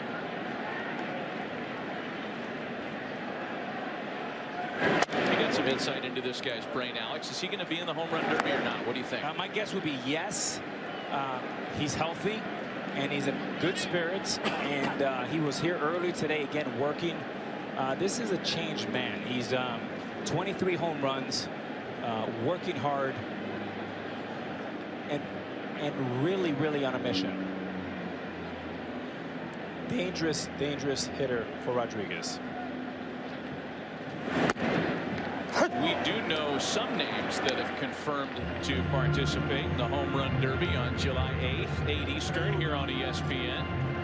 Pete Alonso with 28 in his rookie season. Josh Bell, Vlad Guerrero Jr., Carlos Santana, and Christian Yelich with his 29 homers. There are folks in Milwaukee that think he shouldn't do it, and he was quick to respond to those naysayers on social media and say, look, this is fun. I'm good. Don't worry about me. Don't worry about the home run derby jinx. That's in your head. A strike, walks, Gary Sanchez back. Wow. Can't wait to see that one again. And this ball missed, Matty, about 2 inches in and a little bit up. I think Gary Sanchez has a great argument here. Come on. I get it. There were a lot of runs scored yesterday, but you know, come on.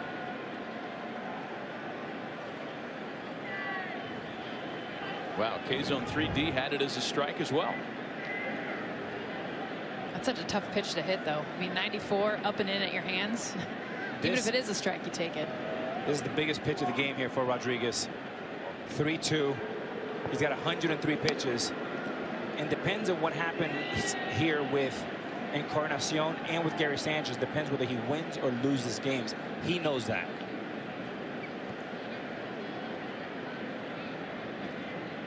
Full count, 3 balls and 2 strikes on Gary Sanchez. Coming in with the fastball. That is popped into foul territory and caught by Chavis for the second out of the inning. Finishing touches on the home run derby July 8th on ESPN. The action starts with the T-Mobile Home Run Derby July 8th at 8 Eastern. Then catch baseball's biggest stars for the 90th MLB All-Star Game presented by MasterCard the following night on Fox. Coverage begins at 7:30 Eastern. Now the difference of one pitch. Carlos Torres, the home plate umpire, calls that a strike. It could be first and second with 1 out, and the Yankees are set up. Instead, the opposite. Gary Sanchez in the dugout, 2 outs, Judge still on first. Here's Encarnacion, who walked and scored in the second. 11 homers in the month of June. The most of any player in baseball. Driven in 20 runs this month. But quiet so far in London. Another foul pop, and that one's out of play. That hit the roof. Yep. I think I hit the speaker up there. We were going to see one of those today. Oh, yeah. We've seen that's the second one now on a foul ball. It's a dead ball, obviously, once it hits anything that's up there.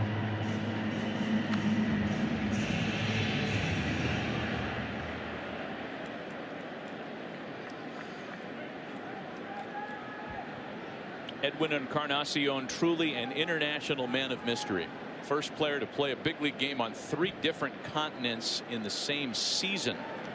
He was with the Mariners when they went to Japan on opening weekend. Fouls another one off the screen up top. He's testing all the ground rules today, isn't he? Just making sure.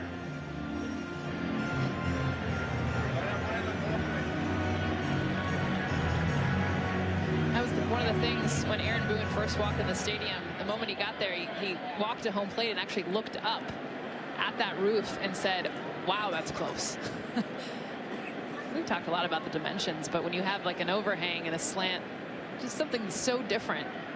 You're not used to balls coming back at you after you hit them up. So it's still the ball and 2 strikes on Encarnacion with Judge at first and 2 away. Chavis on the run. And makes the catch.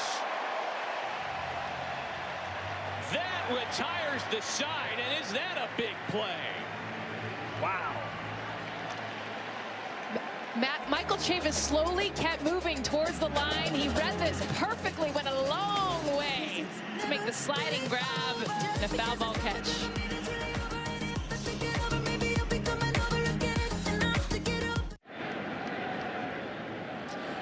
Top of the order in front of a crowd 60,000 strong in London. Mookie Betts, Rafael Devers, and Xander Bogaerts. All the scoring early in this one. The Yankees scored 2 after the Red Sox opened the ball game with 3 first-inning homers, and we've been stuck 4-2 ever since. Luis Cessa came on in relief of rookie Stephen Tarpley, who was making his first ever major league start today, and has worked 3 scoreless innings, continuing here in the 5th.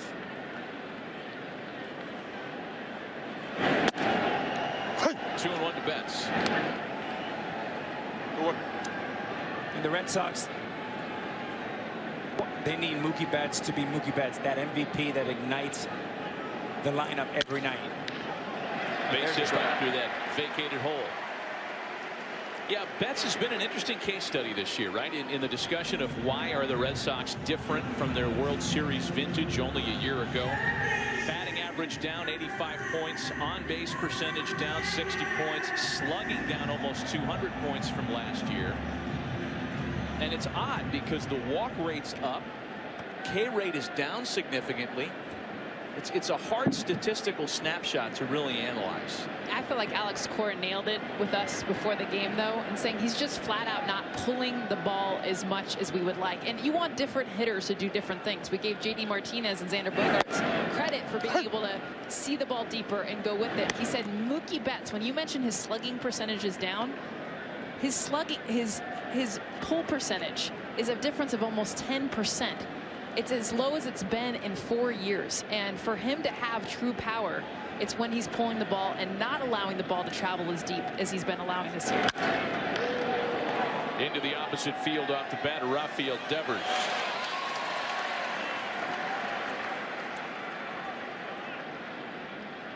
One away.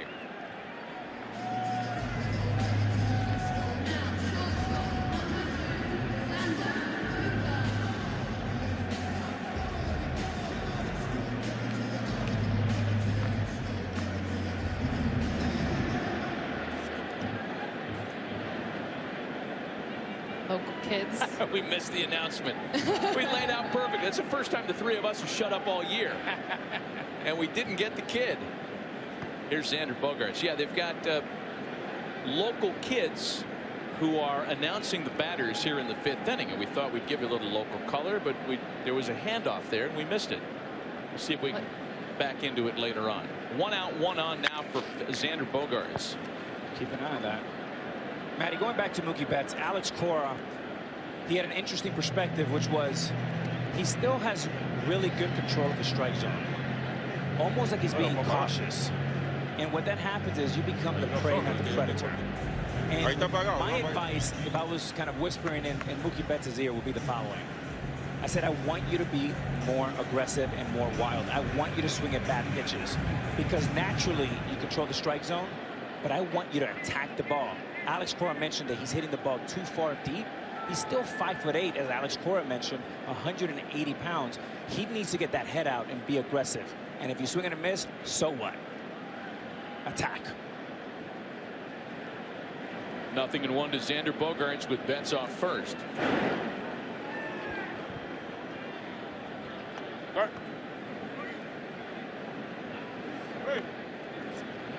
Well, there was a great piece in the Boston Globe about Betts this week in which Red Sox batting instructor Tim Hires was quoted as saying, look, a part of it is he's Mookie Betts and he's the reigning MVP.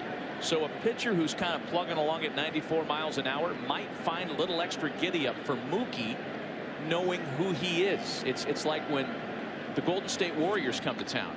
You're going to get an opponent at their best all the time. And maybe that's a part of the narrative on Mookie this year. I spoke to him yesterday, and he said, Alex, look, when you're the defending champ, all this thing about hangover, the bottom line is you have a bullseye from day one. We didn't have that last year. But the one number that jumped off the page is on fastballs last year, he had 375 with 6.67 slugging. This year, 250. To me, not being aggressive enough and not being that predator.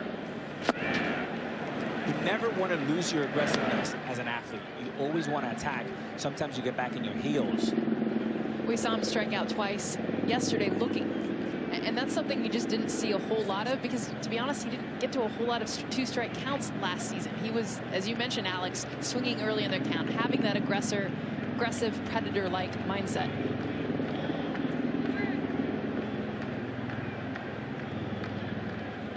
Little extra lead for Mookie here, and Sessa aware of that, checks him.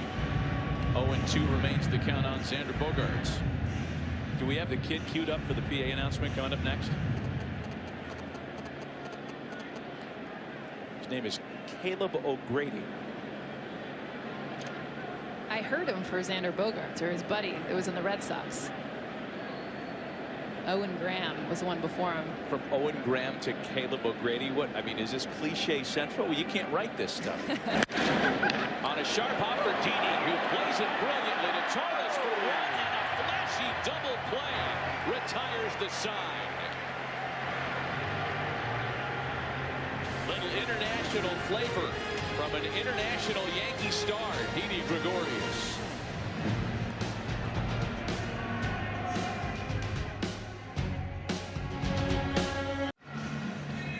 We're back at London Stadium. The Red Sox leading the Yankees 4-2 as we head to the top of the 6th inning. And the poll question for this week: what is the most iconic pro sports franchise? Boston Celtics, Dallas Cowboys, Manchester United, New York Yankees. We had almost 100,000 votes. The winner and runaway, 67% for the Yankees. A lot of fans, Real Madrid, Lakers, not happy they're part of this poll, Matt. Well, I can't believe that your entirely baseball Twitter following didn't vote for Manchester United in that, Buster. That is a fair point, as I noted to a lot of soccer fans in the last week. I think it plays true at home with our viewers today as Didi Gregorius leads things off here in the Yankee half of the 6th. He initiated the fancy double play that ended the previous half inning. You know, Matt, it's been cool. I played in Holland for a year, and a bunch of my Dutch teammates have come, they're friends, to see this guy right here, Didi Gregorius, the only European-born player, Amsterdam, Netherlands, the only European-born player here in this stadium. And you got to understand how excited, obviously, so many European fans are for baseball to be here. But the fact that they have Didi Gregorius, I mean, they have their jerseys, they're so excited, so many of them coming in from the Netherlands, claiming him because it is so rare. Max Kepler is another example, born in Germany. He plays for the Twins, but very rare to have a European-born player at the major league level. And the few that are, I'll tell you what, there's some proud fans.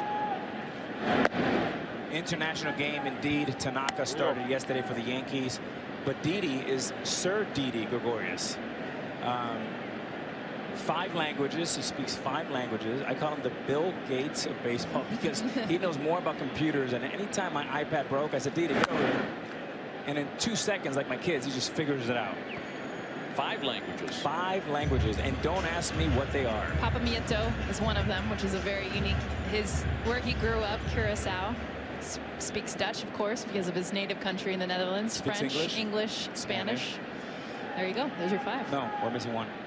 Yeah, French, English, Spanish, Papiamento. You got it. Dutch. You're the one that went to Stanford. Why am I counting? Still the ball and 2 strikes to Sir Didi, leading things off here in the 6th inning. And we've had a lot of injuries. The Yankees have had a lot of injuries, and the one person that needed to get back ASAP was Didi Gregorius. He does so much for this team. You have a lot of right-handed hitters. He sits right in the middle of that lineup. He hits home runs. He makes contact. And he plays gold glove defense as he ended the top half of that one. 2 balls and 2 strikes, the count to Didi Gregorius. Growing up in Curacao, of course, but very multicultural, and he's also an artist. seeing a lot of his artwork that he'll post on Instagram. Just a unique baseball player, and such a pleasure to talk with. You played with him, so you know. Very close to his father. They look like brothers, by the way. His father's in great shape. And he strikes out Didi. Didi has really shined defensively here in London. A couple of plays that we'll take with us. I mean, wizard-like, and I mean Ozzie Smith and Torres with the flare in the bare hand. And tonight, going the other way. Just unbelievable. Not only the catch, but then the backwards Magic Johnson pass. No look. So good. Eduardo Rodriguez creeping up on a career-high pitch count. He won't get there by 2 pitches. But after a terrific night, he is being pulled here in the 6th with 1 away and the bases empty. We'll be right back.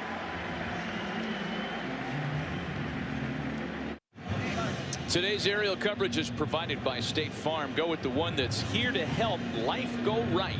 Talk to an agent today at 800 State Farm. Pitching change first of the afternoon by the Red Sox. It's right-hander Colton Brewer who is summoned to face Gleyber Torres with 1 out and the bases empty. Cutter, curveball combo. Struggled early in the season, over a 6 ERA. Dropped that down the last 11 appearances, .77 ERA. Good curveball there.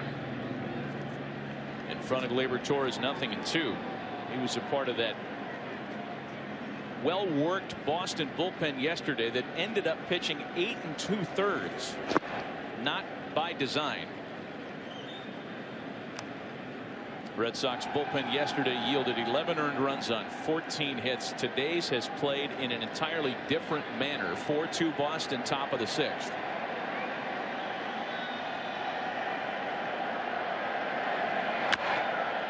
Torres just staying alive on a ball and 2 strikes.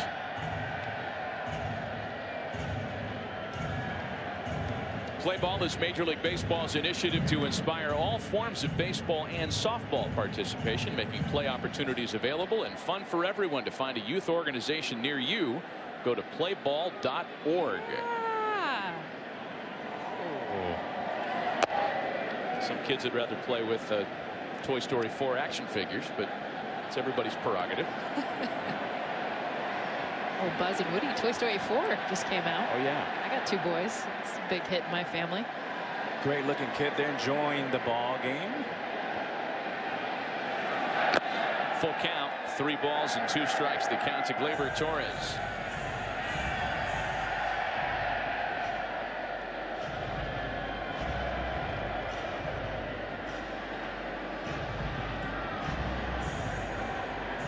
Luis Cessa has helped keep this game just a 2-run affair, and Adam Ottavino, who did not fare particularly well yesterday, is back up in the bullpen for the Yankees today. I guess all the discussion about the slider not moving was really brought to head with Ottavino, because that's been his money pitch his entire career, and when his isn't doing what it wants to do, then you know something's a little different. Indeed, and is it Jeff Nelson, a former Yankee type slider, is wide and is big, and of course he came from Colorado, so it should be no surprise to him what difficult conditions can be for breaking balls, as it was last night here. 1 out base runner. A royalty visited yesterday. Prince Harry and Meghan Markle introduced to the Yankees by Aaron Boone. And they were presented with something for the little one. For Archie, and one of the things that Harry actually said right there was, hey, I prefer this one over a Boston jersey for Archie, which of course got a ton of attention. And he did say, he's like, if you guys win, Archie will wear the jersey. So we'll have to follow up later. Urshela pops it into foul territory and catches a break as Chavis can't make this difficult play. So that's one we were talking about earlier, where the shift, well, it takes ground ball away. That's a routine out if you're playing straight up, and nobody was even close to that play. Look how far Nunez has to come. So at some point, with sabermetrics, we don't have enough data because it's only been 1.5 games. But I guarantee you, when they come back next year, you got to pick your poison. Because you understand where outs are made, to your point. And right now, the non-understanding, they've never played with 44,000 square feet of foul territory. That's never happened before. 40,000 square feet is the most in Major League Baseball right now. That's in Oakland. And you think about it, too. The Yankees and the Red Sox stadiums combined, Alex, don't even make up the foul territory that's here. 19,000 and 20,000 between those two teams. That's a great point, Jessica. And the thing is, it's something you talk about, but you don't practice. And those are difficult because the pilots are the game, and that's tough. Now, somewhere at home, Alex, somebody sitting in front of their TV said, well, why didn't they come out early? They were here for a full 2 days. Why didn't they come out and take infield, you know, do drills to work into the conditions here? And both teams came out early. They caught ground balls. They come back. You can't cover everything. And these are things that you can't even practice in spring training because the fields back in America are not built like this. A full acre, it's a lot of ground to cover. Swing and a miss by Urshela for out number 2. And honestly, we were here Friday talking to them, and so many of the players were like, I feel almost drunk right now, not from drinking, but from actually just the jet lag. I mean, they were walking around going, I feel like I should be in bed. I mean, that's where it plays in on Friday. When you said drunk, I thought they were at a pub drinking pint. No, they were out of whack, even in their quote-unquote off day. Coming out here. There's a pint. That looks like a half pint to me. Here's Brett Gardner with a runner aboard and 2 away. I mean, honestly, though, it's coming from the East Coast, and I think that's why this was done strategically with these teams at this time of year. It's not like they pulled the A's and Angels out of a, you know, homestand to bring them to London in the middle of the season. Matty, you're exactly right. Look, I remember when I played with the Mariners, the commissioner's right. Some of these flights, I took from Tampa to Seattle and Seattle to Tampa. I felt better landing in London than I did doing that trip many, many times. Red Sox came out here with some very high-end accommodations as well. If you saw the images on social media of the plane that was chartered to get them here. Wow. Breaks the balls in for a strike. Matt, it's just too important of a market. I mean, if you think London, one of the greatest cities in the world, you have about 700,000 people in Boston, almost 9 million in New York, and about 8 million right here in London. And I think they were all driving at the same time, by the way. Right? Traffic is real here. We'll never complain about I-94 from O'Hare to downtown Chicago again. Ever. Defense swing by Gardner that time, and he's behind 1 and 2 now. And that's a slider. What Gardner is seeing is not a lot. This slider is tight, is good, and it blends into a breaking ball. And Gardner's hoping, swinging at a fastball, and it's a slider. We've seen more unusual swings in this series. And whether it's the shadows, whether it's just being able to see because of the backdrop that's behind, definitely some protective swings that look like, wait, that wasn't the pitch I thought it was out of the hand. You know, and not a guy that takes a lot of bad swings, or a guy that takes a lot of swings to begin with. His 38% swing rate is among the lower numbers in the league.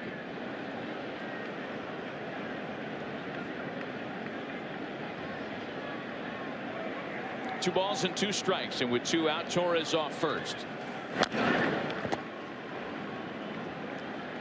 And it looks like there have been a lot of swings taken in this one today where guys aren't seeing the ball as well. I mean, you see the body language, Matt. You're exactly right. There's a lot of shaking of the head. Look at this is what they're looking at. You're looking at a beautiful batter's eye, but this is the toughest time of the day to hit. Why? You're in the shadow, and when you're looking at that batter's eye, it's right in the middle of the sun.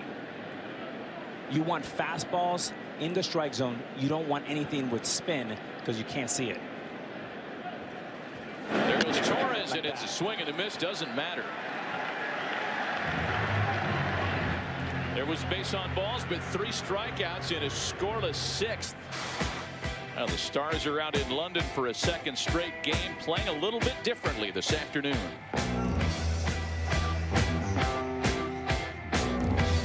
I'm Buster Olney in London's West End, and we're going to find out today what Londoners know about baseball.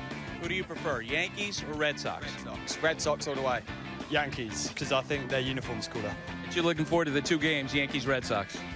Well, it's only today that I found out about it, to be honest. But, I mean, now that I know, I'll probably definitely be tuning in. Who do you like better, Aaron Judge or Mookie Betts? Sadly, I couldn't tell you who that is. Mookie Betts, because that's a more fun name. Do you know what a dugout is? Isn't that where people sit? It's where they sit. What's a foul ball? Isn't it that 3 times and then you're out? When the ball touches the ground. Well, I'm guessing when the ball was covered in poo or something. Hey, you guys have a moment with ESPN?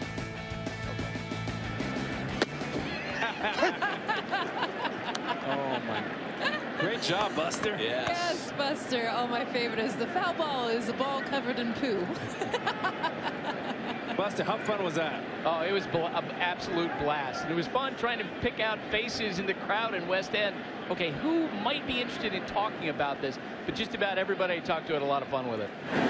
JD Martinez leads things off in the Red Sox half of the 6th. The Boston Red Sox have not trailed in this one. 3 first-inning home runs, but they have not scored since. The Yankees were able to chip away with 2 in their half of the 2nd. 4-2 Red Sox. Home half of the 6th. Martinez, Chavis, and Vasquez against Adam Ottavino, new pitcher for the Yankees, relieving Luis Cessa, who was very good through 4 scoreless innings today. Adam Ottavino. Catcher's interference play there that puts Martinez aboard at first. Got Gary Sanchez's glove. E2.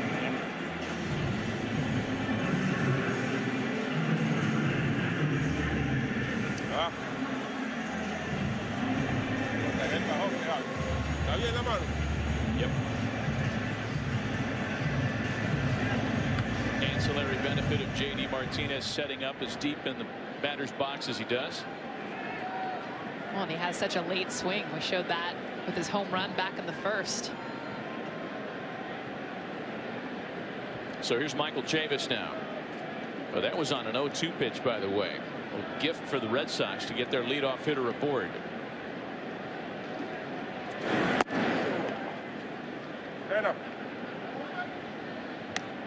No swing on the appeal, down to the veteran umpire Dana DeMuth. You'll see awkward swings and awkward takes. Again, when you can't see the ball as well, it's disruptive to your confidence. You know, big picture for the Red Sox, and we kind of began the afternoon talking about this, Alex and Jess. The loss yesterday dropped them to a season high 10 games out of first. Buster had this number a few weeks ago. The largest first place deficit the Red Sox have ever overcome to win the division was 10 games, and they did that back in '88 before being thumped by the Oakland A's in the postseason that year. Not only is it 10 games, but you've got the Rays to contend with as intermediaries, and Tampa Bay's not going anywhere. That's a very good baseball team in St. Pete. Well, you know, the bulk of your games against the Yankees are still yet ahead. I mean, they've only played, I know this is the 2nd weekend series against the Yankees, and it's only 2 games. So you still, and you can look at that as a positive. If you feel like you're rolling, which the Boston Red Sox have not been, but when they do, they still got a lot of chance to be able to catch the first place Yankees. I'll tell you, if you're the Yankees, you do not want to face the Red Sox in October. The Red Sox embarrassed the Yankees in their home field last year. As a player, you remember that. And that home field advantage magic that the Yankees have pretty much against any other team does not exist against the Red Sox. Boy, a couple of really nasty breaking balls from Adam Ottavino. One that made Chavis lunge, and then one that wrapped him up and jammed him. Man. This is the best slider in baseball when it's at its best. Adam Ottavino, I give credit to DJ LeMahieu being the best acquisition in the offseason. I put Adam Ottavino as number 2 because when he's going right, 32 of his 36 appearances have been scoreless because of that pitch. It is dirty. Came over from Colorado. You know, if you're having success in that stadium, you'll have success anywhere. And Ottavino has proved that. guy who signed, as you mentioned, as a free agent, having spent some good years in Colorado, but born a Yankee fan. Spent his off seasons in Manhattan. Shocker, he signed with the Yankees as a free agent. And the first guy ever in franchise history to wear number 0.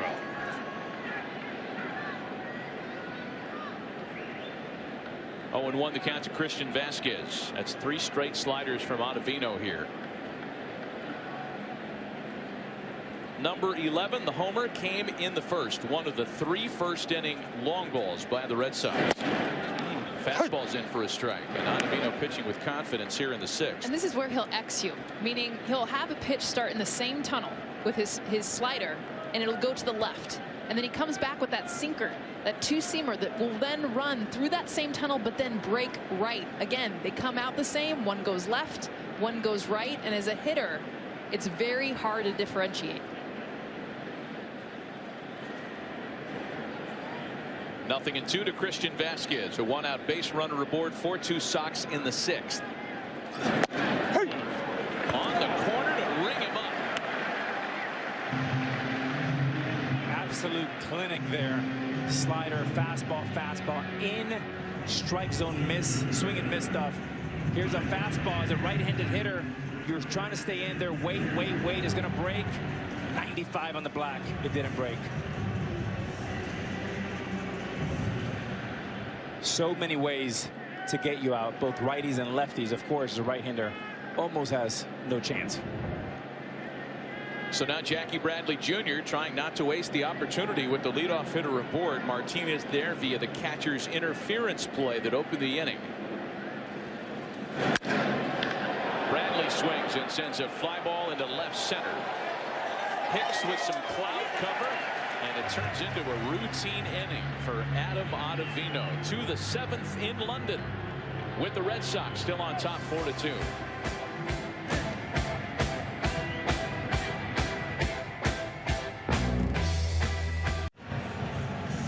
The MLB Ballpark app will complete your next visit to your favorite ballpark. Buy and manage game tickets, redeem special check-in offers, access exclusive content, and much more. Download the MLB Ballpark app today.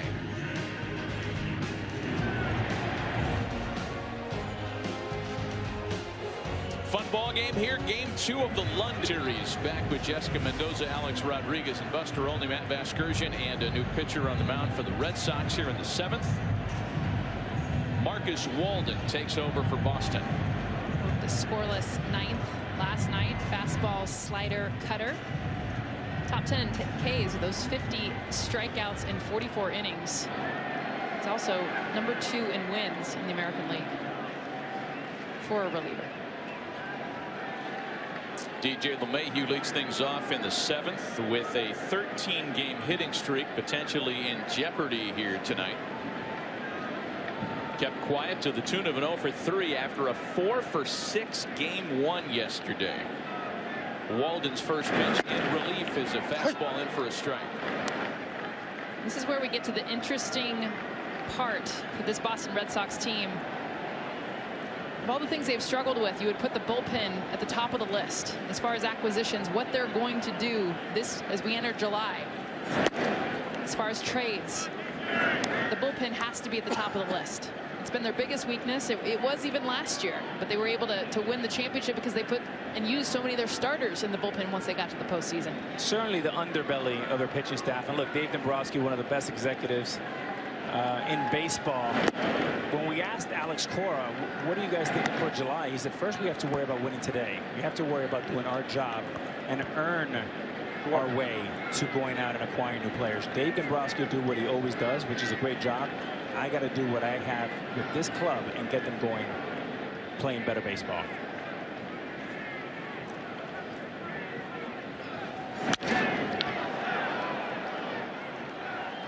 Throughout the baseball season, Geico is donating tickets to honor military members and their families at Major League Baseball stadiums around the country through the Geico Seats for Service program. Today, we welcome a group from Ramstein Air Base. Ramstein, located in German Rhineland, home of the 86th Airlift, 435th Air Base Wing, and other smaller units as well. We welcome all of them. And that's a fair ball. And that's going to take a while to field. LeMahieu not even thinking about third, satisfied with the leadoff double in the 7th.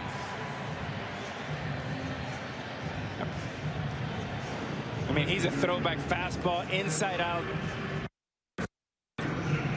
The Yankees saw this for years with Derek Jeter. It is an unstoppable approach. It's contact.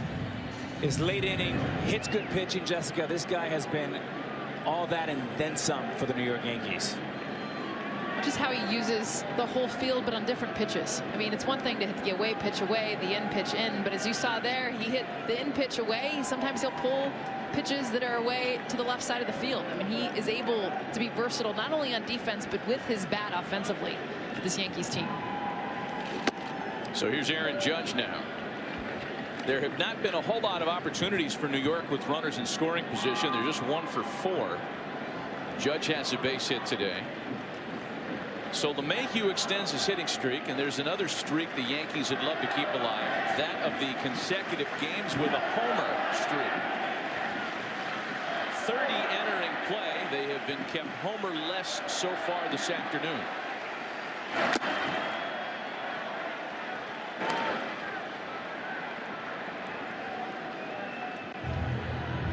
We talked about this when we went on the air.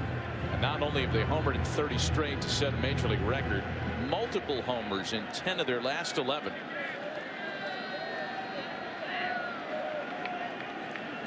The homer, a big part of how the Yankees have taken 5 out of 6 from Boston this year.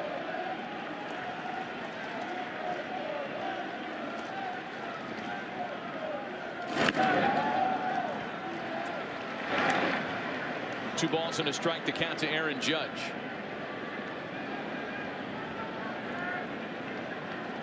This is when it gets fun for the hitters. Gary Sanchez told me it was around this time where he started seeing the ball better behind the plate. If you're Aaron Judge, it's good news for you and the Yankees. Saw that shot that the stadium's completely in the shadows. A strike to make it 2-2. Aaron Judge, he's looking down, but he's talking to Carlos Torres. Something you're taught as a young player not to show him up, but he's obviously frustrated. Body language, and there's a lot of dialogue going on. Nobody else knows, but he's looking straight down and talking to Torres, and Torres is talking back. Yeah, that started with the called strike 3 that Judge took back in the first. So 2 balls and 2 strikes. LeMahieu in scoring position with nobody out.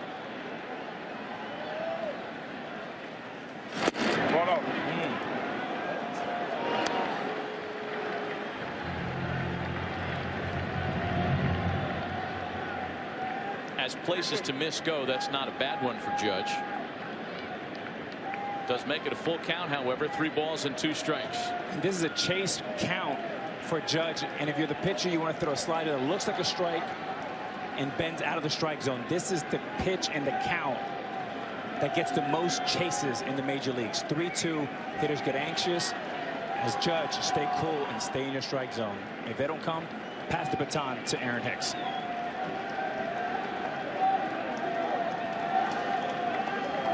Payoff pitch. And there's ball 4. So the tying runs aboard with nobody out. And an opportunity for the switch hitter Aaron Hicks. Vasquez now dropped 2 balls behind home plate. That one pretty borderline. The first one within the at-bat of Aaron Judge. Strike right down the middle. Kind of shaking his glove and his head after that last one. So not just the hitters having a hard time picking up the ball. I remember talking to Alex Cora the last time we had the Red Sox and Yankees, not just a few short weeks ago, about that very stat, the pass balls for Vasquez, because there was some thought that in an attempt to improve your frame rating, every once in a while you're trying to get a little too clever and one pops out of the glove. Alex dismissed that theory, but there are those that feel like the attempted framing, pitch framing, has had a negative consequence around the league. And you see Aaron Hicks square around for the bunt there. And you're asking probably why. There's a good frame there, just off. And the reason why he's bunting a guy that hit a home run yesterday, he probably can't see the ball really well. And Aaron Boone knows that. So credit to him. He's going to play his card as well as he can.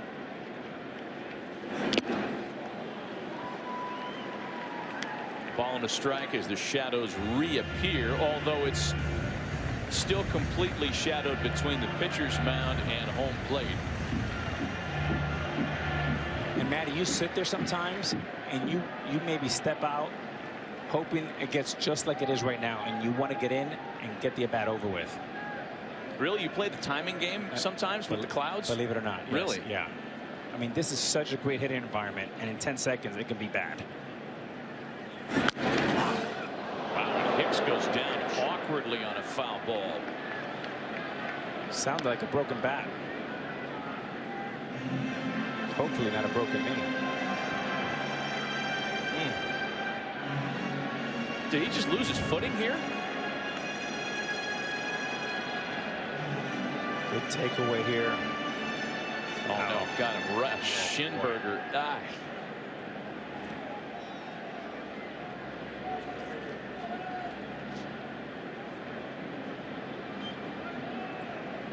Ouch.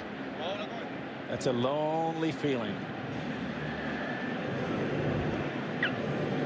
Boy, those pinstripes are beautiful, aren't they? Yeah, we're going to see a pad on those pinstripes on the shin of Aaron Hicks when they play the Mets on Tuesday. So ball and 2 strikes. LeMahieu opened the inning with a double. Judge walked. And right-hander Marcus Walden continues searching for his first out in relief in support of Colton Brewer and Eduardo Rodriguez tonight.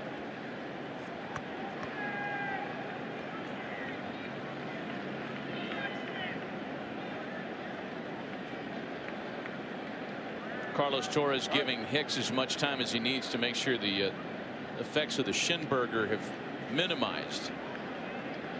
A ball and 2 strikes.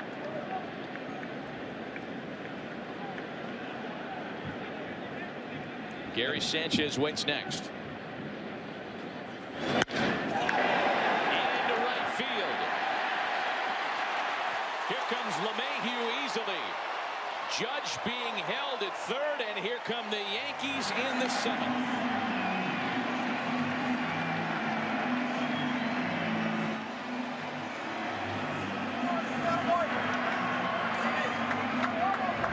Slider, try to do the same thing, not so good this time.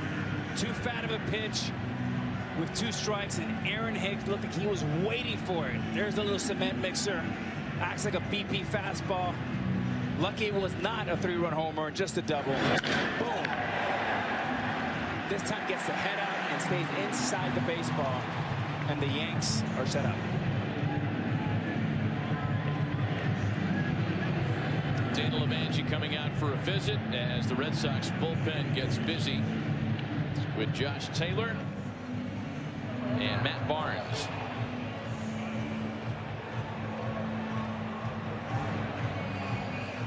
Reminder coming up later on today on ESPN Plus, the Twins and White Sox wrap up their 3-game series on the South Side. Starting time at 2 Eastern, 1 Central. Download the app or go to ESPNplus.com. You get a free Major League Baseball game every day with ESPN Plus. You can watch the game anywhere. And the Yanks offense, why they've been so successful this year, is like that dripping faucet that keeps you up at night, is LeMahieu with his 18th double, and he did this with 2 strikes, Jessica. And what strikes me is LeMahieu before that double is hitting 252 with 2 strikes. The league is hitting 176, and it used to be more like 180 or 190, but 2-strike hitting is a bit of a lost art. That's why guys that make contact are evergreen, and they do better in the postseason than even in the season. Because they understand what to do then with 2 strikes, because their whole approach, their whole life, every count is to make contact. So when you get to 2 strikes, and it's so much more important to shorten up and just put the ball in play, they know how to do it. We've said this a couple of times, but I think we could restate it that this is the biggest at-bat of the game so far. Gary Sanchez with runners at 2nd and 3rd, and nobody out. Ball that slips away from Vasquez, but again, no foul territory, virtually no space between the home plate cutout and the backstop. So there was no chance that Judge was going to roll the dice there.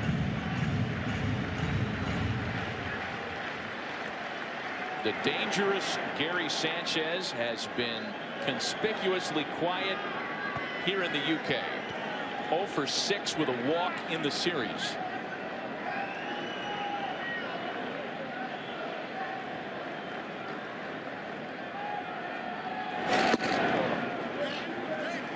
Two and oh.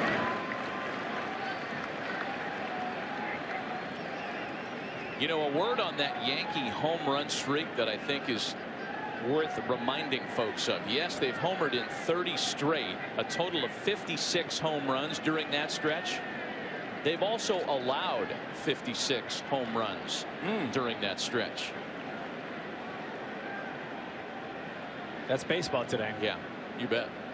And if you're Gary Sanchez, you're thinking left center, right center, ideally right center. Big swing and a miss, 2-1. And too big of a swing there for Gary Sanchez. Stay within yourself. You do not need to hit a 5-run homer right here with 2 on base. Stay tight, think right center, and just play some pepper. Don't try to be a hero, one at a time. He was looking any fastball. I mean, they could have gone that 2 feet higher, and I think he would have swung. He was trying to make up for yesterday's offers and today. A lot of thump waiting next. Edwin Encarnacion, and then Didi Gregorius again with nobody out. 2-2 to Sanchez. So smart for Marcus Walden and Vasquez behind the plate to make the call after seeing the last swing. 2-0 fastball away. They come back with the slider, same tunnel, but now it's going to even move away from the bat of Sanchez. He knows it. About midway through the swing, almost a smile breaks out because he's like, you got me. You know, the infield is halfway in. They call that the 3 position. So if it's hit hard, Aaron Judge has to stay at third base. And it's called the 3 because a 4 would be all the way in. 2 is double play, and 3 as a shortstop. You see Bogarts, he's the deepest in that infield. He has that option. If it's hit hard, he comes home. If it's hit softly, then you concede the run and throw at first base.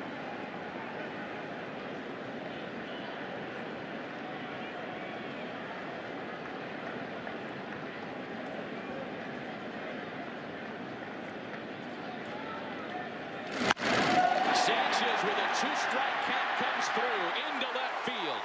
Judge scores. Hicks scores. And the Yankees have taken their first lead of the game.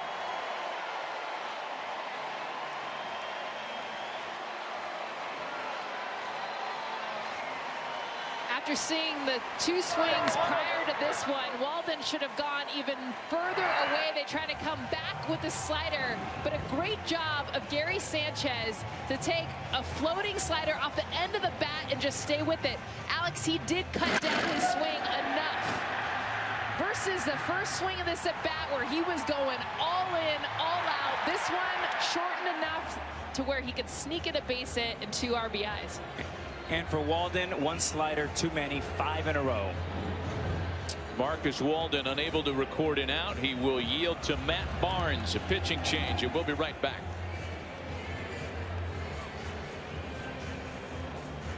It's creeping up on All-Star Week. 2019 Sirius XM Futures game is next Sunday on MLB Network. We've got the T-Mobile Home Run Derby right here on ESPN Monday, July 8th. StatCast coverage on ESPN2. Those events are followed by the Red Carpet Show, and then the game itself, of course, Tuesday, July 9th, 7:30 Eastern on Fox. The American League starting all-star catcher just cashed in on a 2-run single that's given the Yankees their first lead of the game, and now a 3-time all-star Edwin Encarnacion bats against a new pitcher on the mound for the Red Sox. Right-hander Matt Barnes takes over in a bit of a mess. 3 in with a runner aboard and nobody out. He's got a staff leading 61 Ks. He's really been one of the more go-to pitchers out of the pen, high leverage situations. Fastball, curveball, about split in half, 50-50. Somehow Matt Barnes didn't pitch yesterday. His last appearance was a blown save against the White Sox back on the 26th. The Red Sox suffering another game today in which there was a blown save.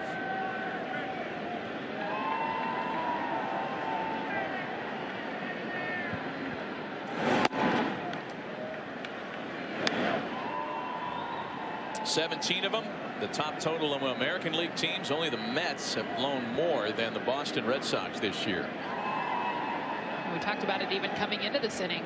There's so many good numbers that do look good for this Boston team, even if they are 10 games back. The one that stands out that doesn't is the bullpen. So you know the bats of Mookie Betts, JD Martinez, they're going to get going. The offense will do what it needs to do this season. Even the starting rotation, we saw them struggle out the gate early on this season. They've started to pick it up, but the bullpen has been consistent, and especially as of late has struggled.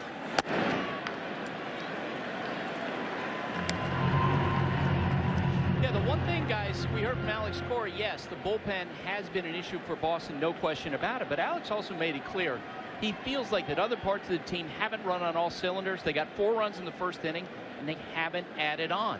Alex would love to see them do more of that forward. Still a full count. 3 balls and 2 strikes to Edwin Encarnacion. Yeah, Buster, it's a good point. He talked about having the win. I think it was in Toronto last week. What he thought was the win, 61 lead. He felt like the team needed to keep pushing, keep going, almost like a dad with his kids. Hey, come on, you guys know better than this. You can't just sit on a 5-run lead. And you kind of get that feeling, Buster, even this game, the 4 runs and then stop after the first inning. Ball 4 to Encarnacion. Still nobody out. The first 5 Yankees to come to the plate have all reached base safely. And Matt, you mentioned it, 5 hitters on base, all 3 hits with 2 strikes, 2 walks, and this is not the team that broke spring training out of Tampa. This is a team that makes more contact, is more athletic, strikes out more, and has a much better 2-strike approach. This is the Yankee team that you want going into October. So here's Didi Gregorius now.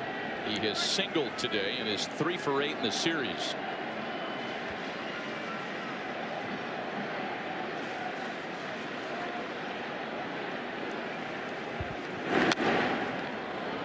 You know, you kind of touched on something there, Alex. It's been discussed a lot among Yankee fans. With all the weapons, with all the choices, the latest of which the addition of the guy that just walked, Edwin Encarnacion. How then does Aaron Boone figure out a lineup when everybody's healthy? Yeah, it's definitely a conundrum for Aaron Boone. I mean, you have basically 9 players for 4 positions. And I mean, one option is you end up putting Stanton in left, Judge in right, Voit at first, Encarnacion DH, and then obviously your best hitter, Gary Sanchez. Now he has to play 6 or 7 days a week, which is too much for a catcher. The way it sits right now, there's some flexibility built in. And I know Gary Sanchez told me today, he goes, I love DHing a couple times a week. It keeps me fresh. It keeps me strong. Where if you're the best hitter on that team, you want that kid strong and happy. So it's almost a problem sometimes when the team is entirely healthy, because yes, you want depth, you want all the decisions, you want the problem that Aaron Boone has, in that he has a ton of talent that he has to decide who is going to play. But I think if you put the best, basically the highest paid players on the field, a lot of times that can not always maybe be your most athletic or the most versatile. Look, I can speak from personal experience. I was the highest paid, and at the end, I was certainly not the best player. And it created, you know, some anxiety for me and for the team. Look at a guy like LeMahieu. He may be the MVP of the league. Cashman got him 2 years for $24 million. Talk about ROI. I mean, return on your investment has been off the charts. They say it's a good problem. I disagree. I think it's a problem. Still the ball and 2 strikes on Didi Gregorius. One of the Yankees that started the year on the injured list.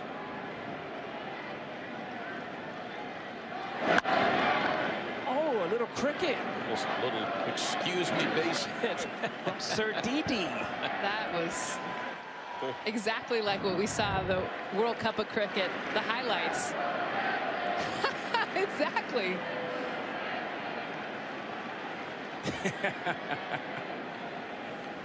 He grew up in the Netherlands.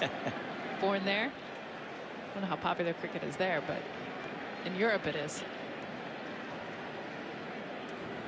Let's update you on the scoring on the cricket India match. 337 to 255. England still beating India. Yes. Oh, that's great. Is that a close score? Swing and a miss by Gregorius, and Barnes gets the first out of the inning. And Barnes, the key is getting to 1-2 and then bring that shadow into play. Overhand breaking ball and a good one. And Didi, a contact hitter who hardly ever swings and misses. He has no idea what he's swinging at because he can't see it. He's hoping it's a fastball. It's a dropper. And then he starts shaking his head, talking to himself.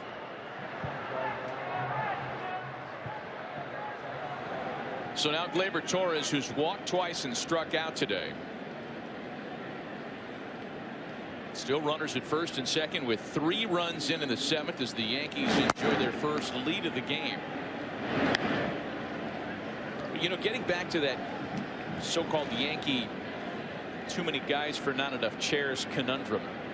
It wasn't really a problem today. Giancarlo's back on the IL, unfortunately for him. Luke Voigt got nicked up yesterday, so he was unavailable today, although the severity of that issue isn't what it looked like it could have been yesterday. And the Yankees have had so many players on and off the injured list this year, it's really turned into a blessing. They've had that kind of depth. So the too many guys for not enough chairs thing really hasn't been an issue yet. And is one of the few teams that as you get healthier, you may not necessarily get better, right? Because it is an embarrassment of riches when it comes to talent. And in that case, good could be the enemy of great. Because I know Aaron Boone does not want to sit around and say, oh boy, what 2 guys am I going to have to sit?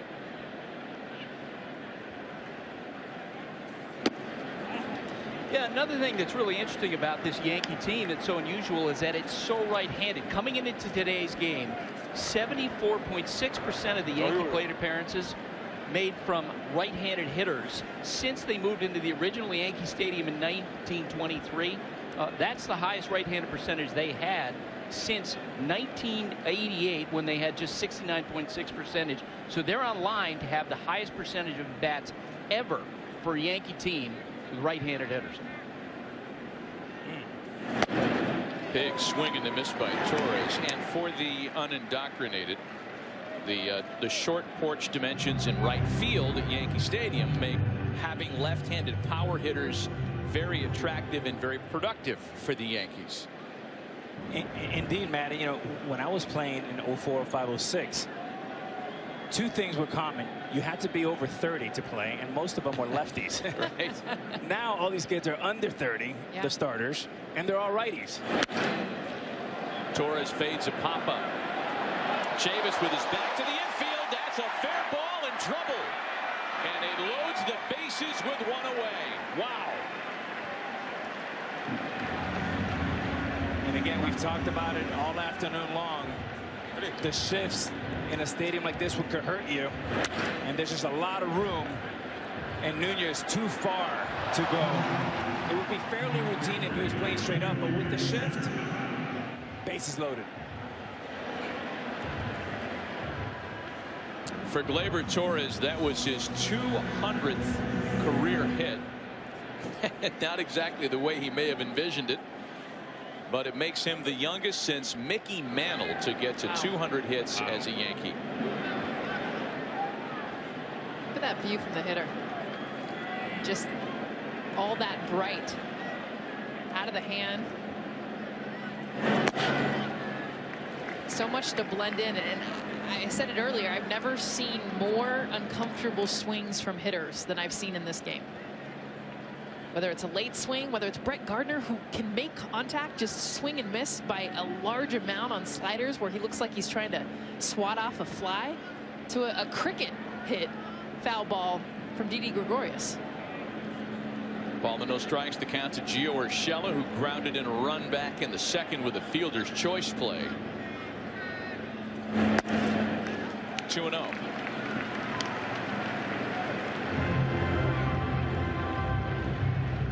Short of a double play ball here, the Yankees will have batted around in what's been a very productive 7th, and they're hoping, of course, for much more.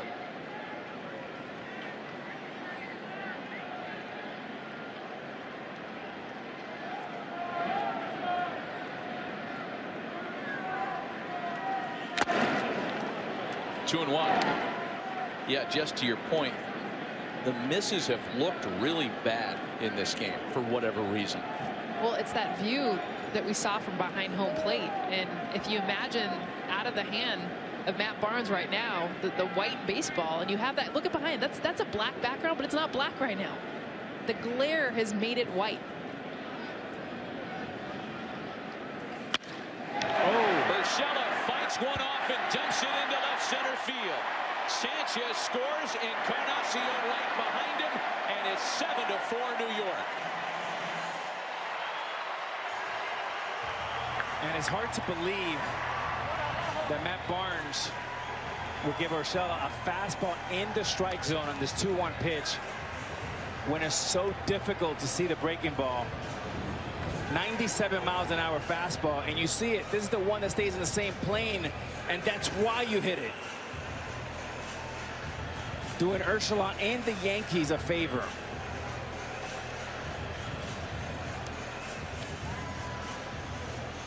Alex Cora has come to the mound, and he will try his 3rd pitcher of the inning. We'll be right back.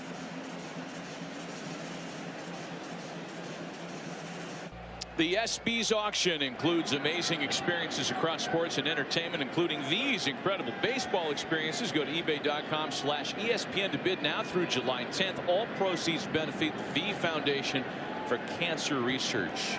A terrific set of experiences. I think the CC Sabathia meet and greet at ESPN New York is going to be very popular with our audience today. To come with us to Williamsport, the Little League World Series, the MLB game that we get to now do there, the 3rd year. That'll be cool. I saw myself in that video. I'm gonna have to pay someone to come visit me. Williamsport game coming up on August 18th. Cubs and Pirates. Meanwhile, the pitching change for the Red Sox. Their only left-handed bullpen option is Josh Taylor, who inherits a increasingly sticky situation. Runners at first and second with 5 runs in and only 1 away. One of many pitchers to come in the game yesterday. Gave up a run, just 2/3 of an inning that he saw. Has been better since he was recalled June 14th. Just a 1.29 ERA since that date. It's a ball and no strikes on Brett Gardner, who singled today. The Yankees with runners in scoring position in this game-and-a-half long series, 14 for 27. And they're doing all this today without the benefit of a homer.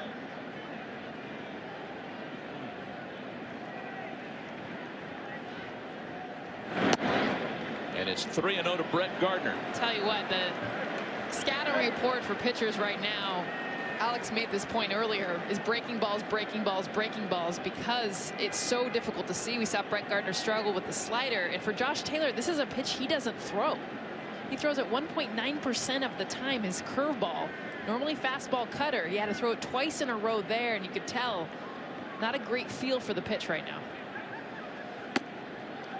Well, it's interesting when you start to kind of customize your arsenal to the conditions as opposed to staying with your strengths. It gets into this whole philosophical discussion. There's ball 4 to Gardner. It reloads the bases with only 1 away. And if you're Taylor right now, you're saying, I walked the 9th hitter left on left who's hitting under 240 to face a guy who could be the MVP of the American League, who's 7 for 9 with the base loaded this year with no home runs. Who, by the way, started this inning out and the 5-run attack with a double into the opposite field. So here is DJ LeMahieu once again.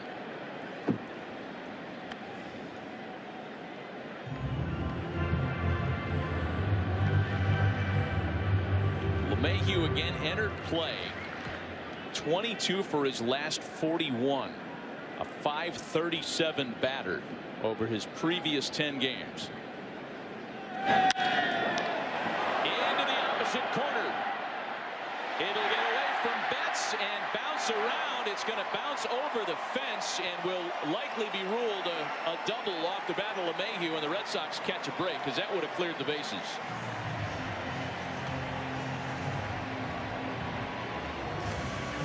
He loves it. He can't believe it. I caught a ball. With DJ LeMahieu gets a changeup here. Excuse me, a fastball. Again, inside out approach. He's been doing it all year long. And it's just hard to believe how good this guy's been all year. You know you reach a different level when your teammates, they just start saying, I have no idea. I don't know what else to tell you. Didn't exactly catch it. He just picked it up. But I think it's at your feet. Congratulations, sir. Half pint in, maybe a few pints in. What's better than a pint and a foul ball? Aaron Judge has been intentionally walked. So once again, the bases are loaded. And it's Aaron Hicks.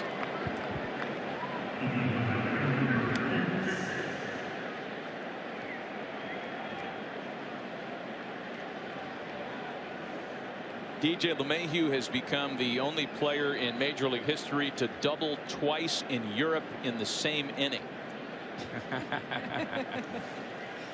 So many other opportunities. You could tell the Elias Sports Bureau guys they can have that one for free. Hey, Matt, and if you're a Yankee fan and you're back home and you're thinking, okay, what do we have to look forward to? We have a 10-game lead. We're rolling. But here are the two things that you have to answer, because in New York, what they're looking for is number 28, World Championships. How do you do that? Well, it's going to come down to two things. How good and how well does your starting pitch in October? Starting pitching, that is. So you need quality starts.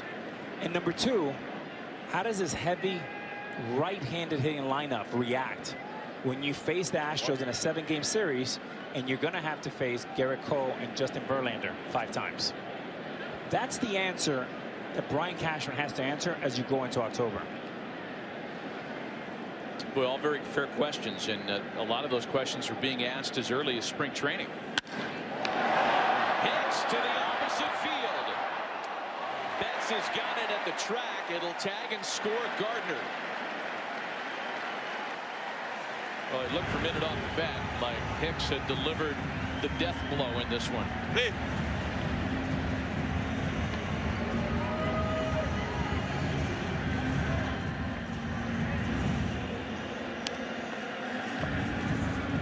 Boy, those are painful numbers to look at if you're Alex Cora and pitching coach Daniel Evangie. Wow. And I know Alex Cora mentioned that there are a lot of games that a lot of parts of their game that he would like to see better, but it is for sure, if they will be buyers, which I understand they're 10 games back, they have to prove it. But if they're going to be buyers, number one is their bullpen. When this inning began, it was a 4-2 Red Sox lead. 8 runs, and now 13 batters later, it is a completely different narrative. So here's Gary Sanchez with runners at the corners.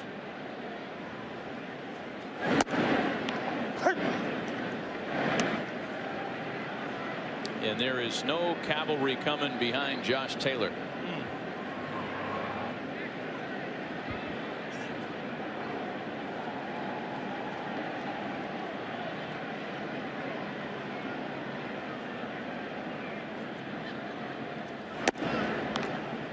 Ball and a strike to count to Sanchez. Talking to Gary Sanchez this morning, he was in disbelief that they scored 17 runs. He told me like 3 times, I cannot believe I didn't do any damage. I was so down the whole night. Well, this inning he already has a 2-strike, 2-run single and is now looking for more damage. That was the swing that delivered the Yankees the 5-4 lead, and New York has since added on a bunch. 1 and 2 now.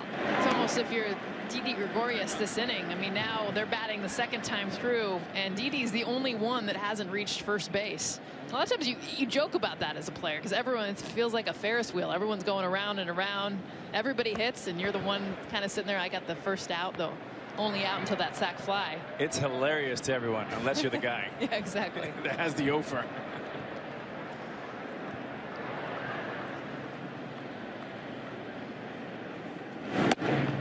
2 balls and 2 strikes. You know, a lot of the hitters, when you spend a lot of time with them, so many hitters have told me, Alex, the key to our offense this year has been Marcus Thames, the hitting coach. He gives us the best scouting reports. Players that have come from other teams have said Marcus is the key. He gives me confidence.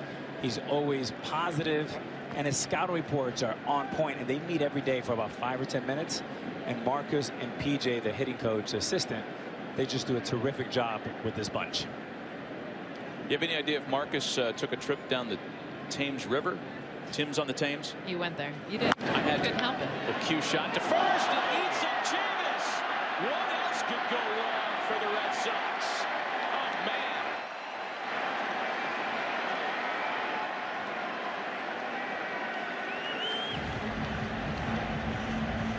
Well, 2 things happened here on this ground ball. Is this ball had a lot of English, which makes sense because we're here in the UK. A lot of English. And then he didn't have the internal clock to realize he had enough time because it was Gary Sanchez and Gary didn't get out of the box fast. He still had a chance right here. So one error, 2 mistakes.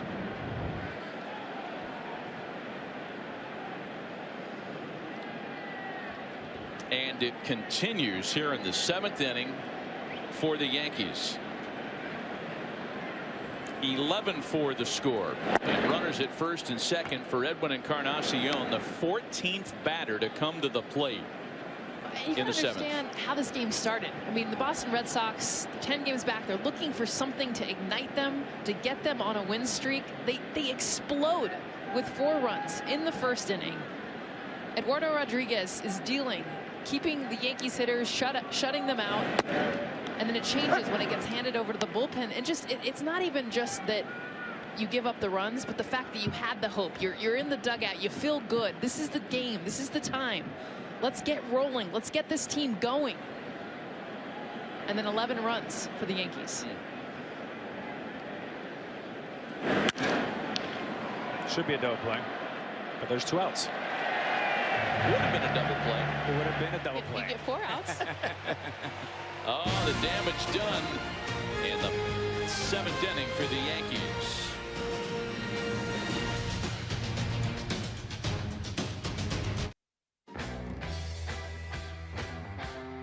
Yankees Red Sox baseball is really a perfect fit for us Brits. We love royal dynasties and great rivalries. I don't want to shout, but while we were talking, I saw you running out. Calling, see, we ain't got no hide. Well, it had been a rather lopsided start to the Yankees-Red Sox rivalry stateside, and here in London it has played out the same way. The Yankees, who've taken 5 of 6 against the defending world champs this year, enjoy an 11-4 lead entering the bottom of the 7th after scoring 9 runs in the top of the inning. We welcome you back to London Stadium in the late stages of this historic weekend abroad, and Adam Ottavino, buoyed by the run support, will remain in the game. That's actually Tommy Kahnle. Fine. It's right-hander Tommy Kahnle who comes out from the Yankee bullpen and inherits the big lead. Tommy making his 38th appearance of the year. He's been very effective this season.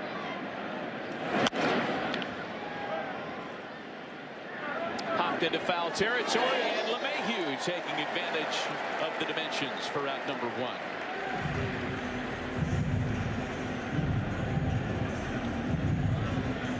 A couple of other changes. Mike Tauchman takes over in right for Aaron Judge.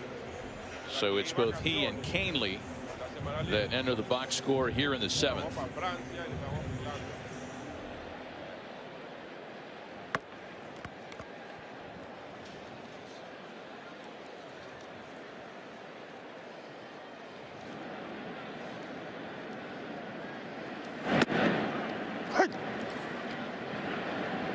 A strike to Sam Travis.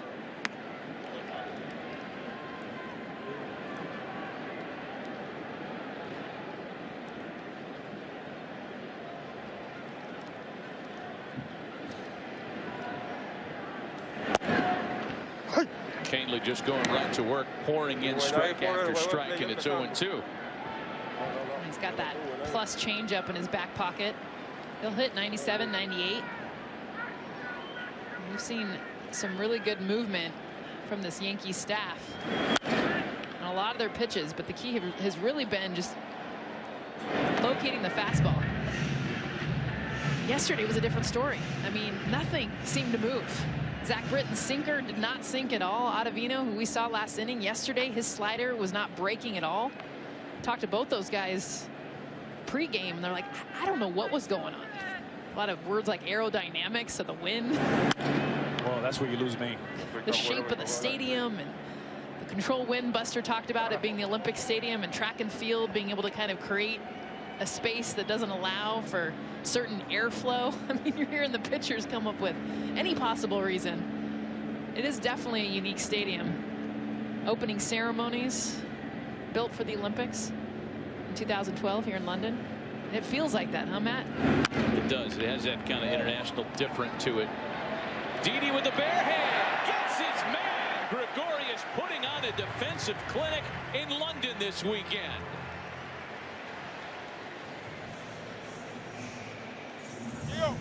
And Didi Gregorius has shown off here for the last 2 days in the UK, going to his left, going to his right, and now coming in. Look how far he has to come. And this is such a difficult play, and yet makes it look so easy. Looking like the wizard, Ozzie Smith.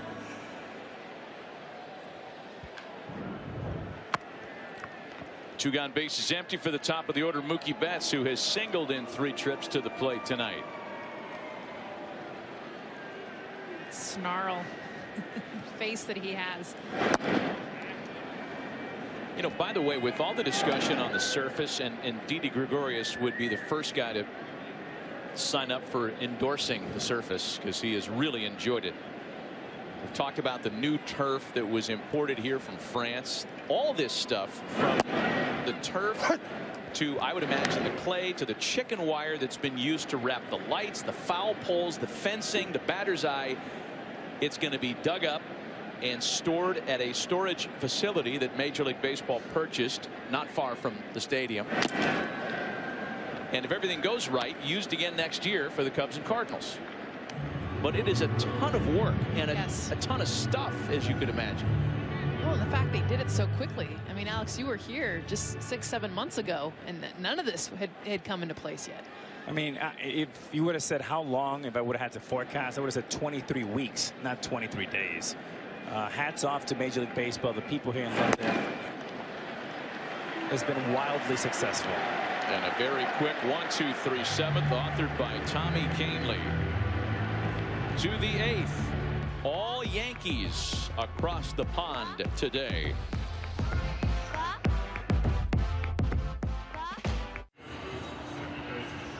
Today's aerial coverage is provided by 100 State Farm.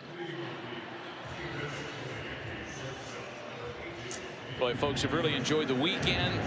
The Brits, the Americans who've traveled, those that have never experienced the unadulterated joy of picking up a ground rule double as a souvenir, such as that gentleman.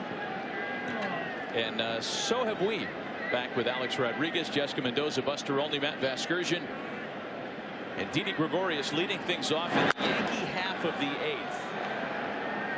8th. If you tuned us out for a moment, first of all, shame on you. Secondly, you missed a 9-run Yankee explosion in the 7th that has completely flipped the script. And Ryan Brazier will work out of the Boston bullpen here in the 8th. Through a perfect 6th inning. in last night's game. No runs in the last 6 appearances.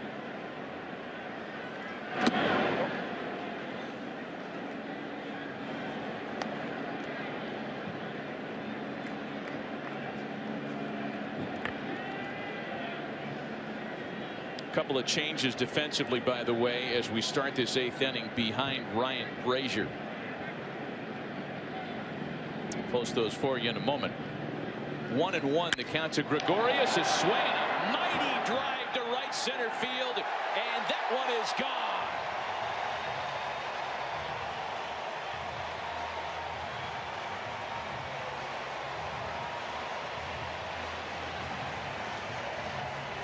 Didi Gregorius talked about feeling almost like a home crowd because he has so many relatives, people that he knows not too far over in the Netherlands where he was born in Amsterdam. Some real excitement even coming into this series, but taking this fastball. I'll tell you what, Mookie Betts out in right field didn't even move. He gave it the like over the shoulder. This is a bomb off the bat. Definitely over probably 105, 110 miles an hour exit velocity. Adding to the Yankees offensive push in the last 2 innings. And keeping the consecutive games with a homer streak alive, pushing it to 31 and counting. They were down to their last 2 innings to try to keep that thing going today.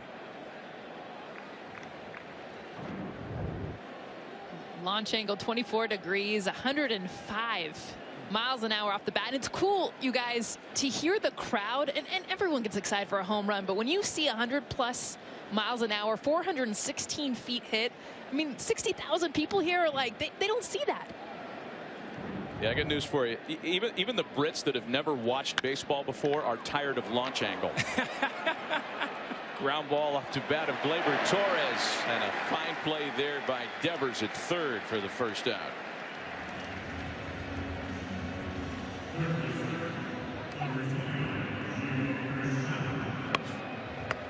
Didi's having some fun this weekend, huh? Great defensive work. Big homer today. He's got it all working. He's 29 years old. Jess, we talked, he speaks 5 languages. He's hit 76 home runs in his career. All of them pulled to right field like that one. And he's just a unique guy. He's the kind of person and player that you want to build the organization around. And I know the Yankees love him from top to bottom. Oh, I think that one might have hit the roof. Chavis was in pursuit, but did that not hit something on its way up and down? I don't think it did. Really? And Michael Chavis, I'll tell you what, there is no one more excited to get out of London in this stadium because this ball has found him everywhere, every possible place for him to have a challenging foul ball. And this almost looked like the one yesterday that he missed that then started the rally for the Yankees. And you could just see the frustration on his face. You're dealing with the wall. When's it coming? And that's where his head and eyes went.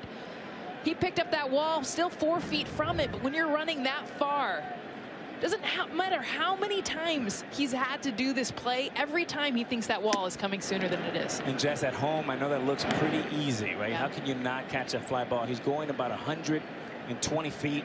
You look up, you have some white seats, you have the white roof. There's a lot of moving parts. And because he's so fast and young and athletic, he's getting to some of those balls. A lot of first basemen wouldn't even get there. There's more than double the amount of ground in fair territory or foul territory here than at Fenway Park, his home stadium. And that it's the kind of stuff that, yes, you can practice it. Yes, you can even have it in the game. The theme, old rivalry, new ground, it's felt for Michael Chavis here. Yeah, a lot of ground, a lot of new ground. This could change the way people build their rosters. If there was this kind of foul territory everywhere, yes, you'd want your most athletic, fastest player at first. Well, the amount of outs that we've seen, the possibility of outs that we've seen in foul territory. I mean, I love it. A lot of the pitchers love it. So many foul balls, more foul balls than ever, and now in Major League Baseball, and that eliminates a lot of them. And the emphasis on fair contact.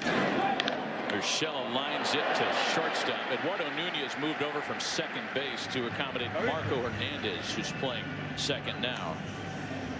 Yeah, it's been kind of a, I guess, interesting night for Michael Chavis, who did make a great catch earlier, but man, he's had some tough chances in that expansive foul territory. And then the shift, as Alex mentioned, has made for some different looks. The fast turf. It's like, man, I was playing second base in college a few years ago. I wasn't ready for this. I mean, give him credit, though. His body language has been outstanding. Yesterday, he hits 2 3-run homers. And he's a young man. He's got great energy. And you know what? It's just a learning process. He's a guy out of spring training that when he looked at the calendar, he said, I know I'm going to get called up this year. I hope it's before this London series. He is someone, and there's a lot of players that really looked forward to this, but he was someone that knew his time would come. But he was like, June 30th, June 29th, that weekend, I hope it's before that because I want to go to London. I want to experience that series. Ball and no strikes, the count to Brett Gardner. Didi Gregorius leads off the 8th with a homer. Sitting on 16 runs. And our friends at Caesars Sportsbook, who installed yesterday's run line at 11.5, knew that they were a little light by the end of the first. Right? There were 12 runs scored in the first inning. So today that run line was thought to be higher, and it looked like both teams were headed for an easy, what they refer to as rocking chair under, until the 9-run explosion in the 7th inning by the Yankees.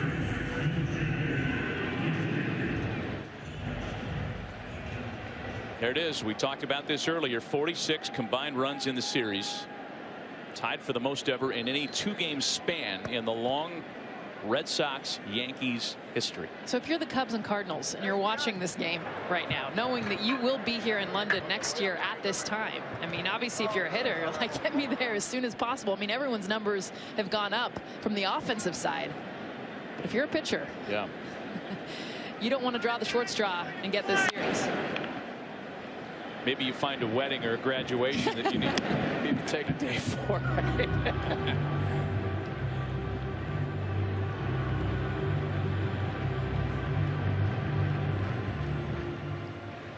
Well, the final score, World Cup of Cricket, England over India, 337 to 306. Talk about a nail biter. Wow. Down to the end. I gotta check my app What to see was how my the fantasy over-under league on did. that? Did you get that one? Was it 700? Was it? Thank was it goodness. 11? I was stressing out about that score.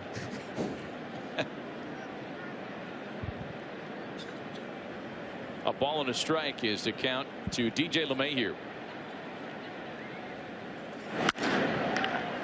It was cool yesterday. I got back to the hotel after leaving the stadium after the game started and was able to kind of walk around at the different bars, the climate, everything in and around where we're staying in central London. And it was cool to see cricket matches up on the same television sets, same walls as the baseball game. To see that blend, I mean, this is, I would say, probably the only time of year where you're going to see those sports together. Speaking of cricket, what was your favorite bar? Bar? Did you say you went bar hopping? No, I didn't go bar hopping. I went walking around town. Oh, near bars. I may have had a pint or two. There you go.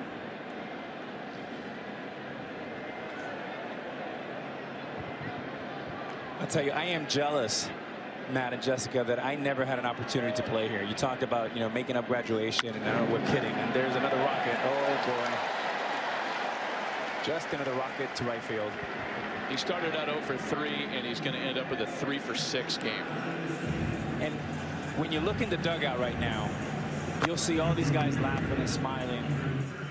And this is Wade Boggs from the right-hand side. I mean, it's just a thing of beauty. It's evergreen. It plays forever. It plays against good pitching. And launch angle or not, that swing right there will never go out of style. And if you don't like it, give it to me. I'll take 9 of them.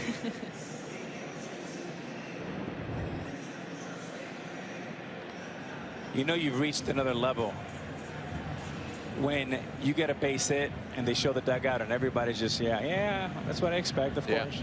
What else is new? So Dana Levangie out once again. And hopeful that he can just coax a final out this inning out of Ryan Brazier. And there's the LeMahieu number we talked about. 0 for 3 to start the ball game. 13-game hitting streak was in jeopardy, and he's gone 3 for his next 3. Hum. SVP knows all about rocking chair unders, and after Sunday Night Baseball, don't miss Sports Center with Scott Van Pelt. All the NBA free agent news, plus insider Bobby Marks with more on how the moves impact each roster and today's big swingers around the league in baseball. Sports Center with SVP after Braves and Mets on ESPN and the ESPN app. Mike Tauchman takes his first plate appearance. He came on defensively for Aaron Judge in the last half inning.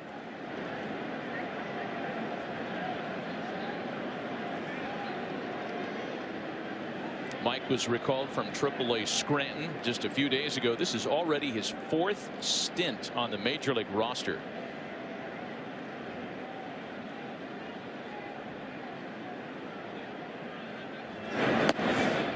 And behind 0-2.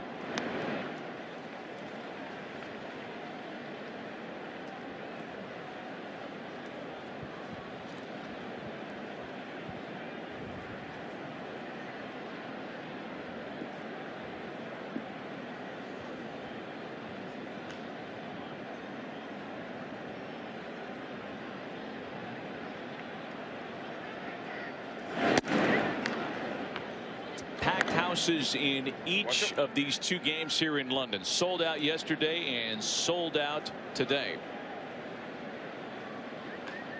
Combined total of over 118,000 fans for 2 days of Yankees Red Sox baseball overseas. First question I ask any fan that I've gotten the chance to meet, where are you from? And it's global. I mean, I've met a baseball team from Scotland.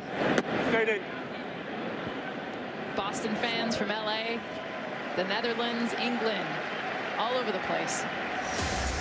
None of them happier than Yankee fans this weekend. From the London Eye, a great view of the Red Sox and the Yankees.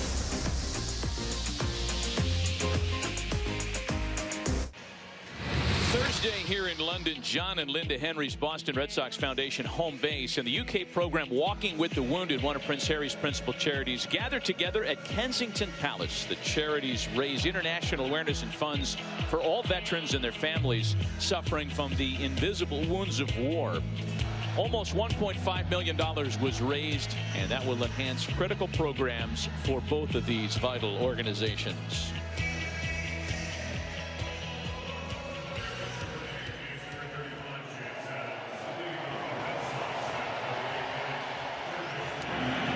Well, the Yankees hoping to fade 6 more outs and get back home with a day off tomorrow with a couple of wins here in the UK. And Chance Adams takes over on the mound to work the bottom of the 8th.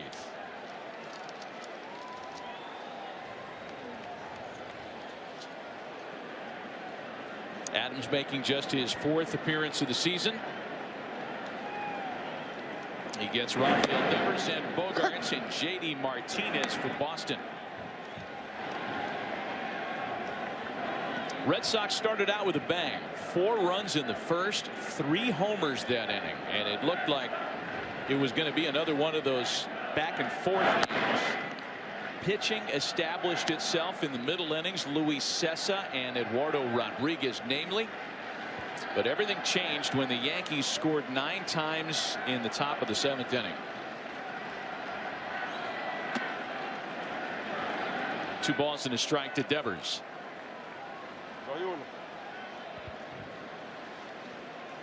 We talked about the upcoming schedules for both sides. The Yankees go back home, and then they have that quick series across town with the Mets. And for the Red Sox, a road trip, quote unquote, continues. Boston travels to Toronto and Detroit as they get into the All-Star break. Beaten on the ground to short right. That's where Gleyber Torres is positioned for the first out. You know, when you talk to players with the Yankees, and Alex, you can speak to this from firsthand experience. It's one thing playing the Red Sox and all the media responsibilities and the extra attention and some of the outside noise. None of that changes when you play the Mets. If anything, does it intensify? Is there more noise for that series than there is for the Red Sox? I don't know. If Mr. George Steinbrenner was alive, he'd say they're both equally as important. He wanted to destroy both of them. And there is an intensity when you play New York, in your stadium or over there at Citi Field. But this is another example of a ball that could have been caught there. This is iconic, and you're making history. And I know the players are thrilled. They're excited. 20 years from now, just like when they introduced the internet, I'm sorry, not the internet, interleague play in 1997, it was an iconic, historic move, monumental. And I think in 20 years, we'll be saying the same thing about this particular weekend. Well, and there's such a difference. I mean, it's one thing for this rivalry, and to your point, Matt, for sure in the regular season when they're playing in Boston, New York. Devers has a base hit the other way. But this has had a feel almost of the Olympics, of the World Series. That's Marco Hernandez. Sorry, let me correct myself there. Marco Hernandez with a base hit the other way. When you talk about the media attention, just the vibes. I mean, Aaron Judge talked about the goosebumps that he had walking out onto the field, and we've been around it. I mean, there's so much attention, so much noise. I mean, so much excitement that everyone has said this isn't a regular season game by any means. It's not even a normal Boston, New York game. This is a big, huge October field game. I mean, we've had the Yankees, the Red Sox, and Royals with Prince Harry here too. Prince Harry, Meghan Markle making an appearance yesterday. Been sandbagging that line since the beginning of the game, haven't you? No Royals here today, though, for Game 2. Everybody showed up yesterday for the opener of the series. Are you sure? Okay, I stand corrected, perhaps. By the way, my daughters, that's all they've been asking me about is they have major FOMO. Have you seen Prince? Have you seen William? Have you seen the Queen? Right. I said no across the board. I haven't seen any of them. I saw them on TV. You asked the Queen for tea, so you tried. I tried. I always try. When in doubt, attack. You have a rather royal experience coming up tomorrow, though. Yeah. Wimbledon. By the way, in 1 year, Matt, 2 of my bucket lists go. The Masters, I saw Tiger win the championship there. And in Wimbledon, I've always wanted to go to Wimbledon. J.D. Martinez with a flare out to right that dumps in. Just a couple of things out to the short confines of the outfield that have given the Red Sox runners in the 8th. The All England Club in our coverage on ESPN starts tomorrow at 6 a.m. Eastern time. I can't wait to get out there myself and experience it firsthand. You'll be sitting with Johnny Mack for a little while tomorrow, I understand. That's what I hear. There's a rumor, but all 3 of us, maybe we'll practice for next week so we can do a little practicing. You'll be there too, Jess. Now get to see Billie Jean King. Well, our plans were to crash it this week and actually play a couple of sets, the 3 of us with Buster. It was going to be me and Alex against you and Buster. Yeah, and it was going to be like caddy swim in Caddyshack, where the 4 unwashed likes of us invade the All England Club. They're the underdogs, though, right? Because you guys play tennis, you and Buster. Alex would come in. Alex and Jess, you would have been wiped out. Oh, Buster, look at him talk smack from down on the field. 100%. Well, my mascot won. So, earlier in the year, undefeated this year, we would have wiped you guys out. Chavis with another jab shot. Tauchman's got this one. If 3 straight flares had dropped in, then all bets are off. But Tauchman able to make the catch, and there are 2 away. And these are the balls, Jess, you've talked about all day. Hard to see. You got to keep your eye on the ball. If you get your eyes on the ball for 1 second with this roof and this high sky, you probably lose it. Well, that's what we've seen all game long. So many balls drop in because of bad jumps. And the bad jump is off the bat. There's a glare. So many players not able to see the ball until a couple seconds after it's hit and then reacting. Christian Vasquez, the batter now, first and second with 2 gone.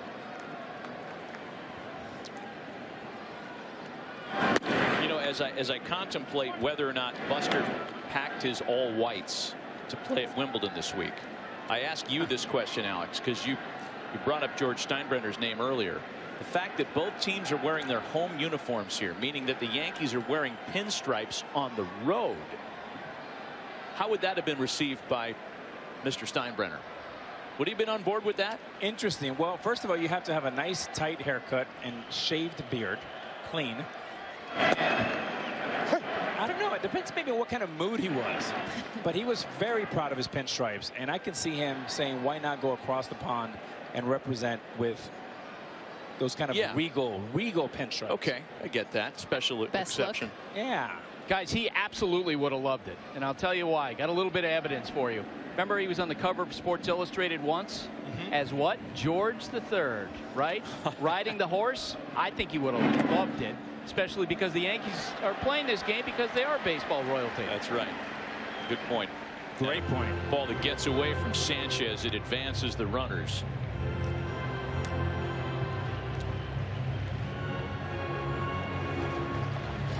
Yes, the changing of the guard at Buckingham Palace. A very regal endeavor. And really a sight to take in.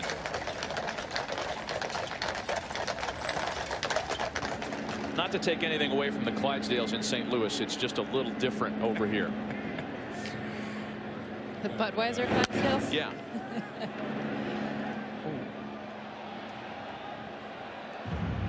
Two balls and two strikes is the count to Christian Vasquez.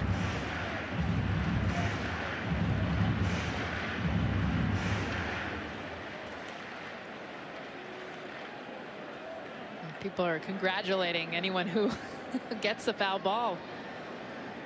And fans get excited, obviously, in the U.S. too, but here it's so unique. Normally you throw back a cricket ball. Is it called ball? Like, I don't even know, but you throw it back. I'm turning to you, Alex. Don't look at me. Don't look at me either. You talked about tennis and cricket. I know very little about both.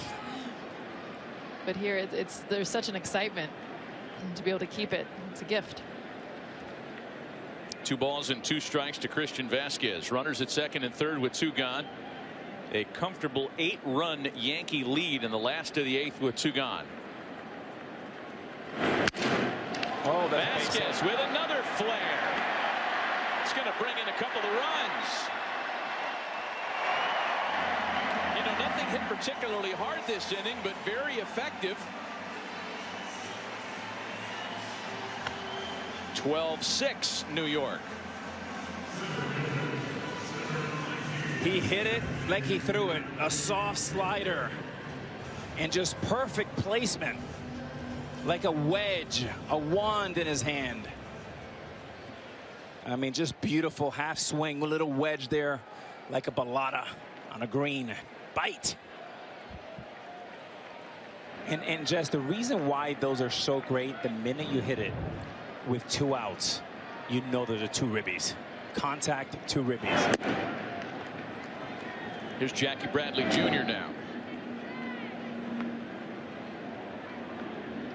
The first Red Sox runs since they played to the 4 in the first.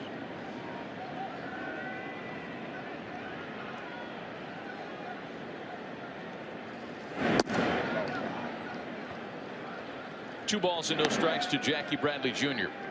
The Red Sox responded in all the big innings that the Yankees had in last night's game after they scored the big run in the top of the first. Big runs. They scored 6 in the bottom. I mean, really, the score ending up 17-13. At one point, you thought it wasn't ever going to be that close. And all of a sudden, if you're the Red Sox, though, you want to keep the fighting spirit. You want to show grit here. Bradley Jr. will be taking a strike. You have Britton warming up. If Zach Britton comes into the game, then, again, that's a small win for the Red Sox. But if you're Alex Cora, you have to start rewiring the brain and get back into that championship mode. And you do it with the way they've been fighting to the very last out.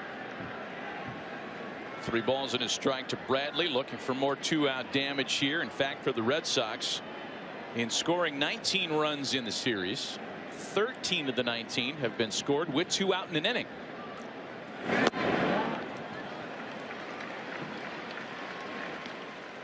Full count, 3-2.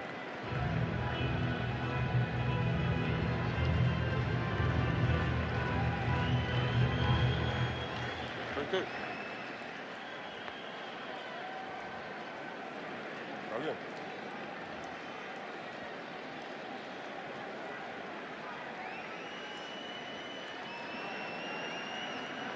2 in, 2 1 on with a couple of outs here in the 8th. And Bradley has a base hit.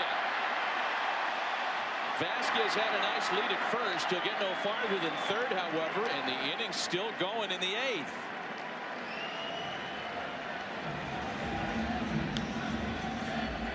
Bradley Jr. fastball, hard in, hard out.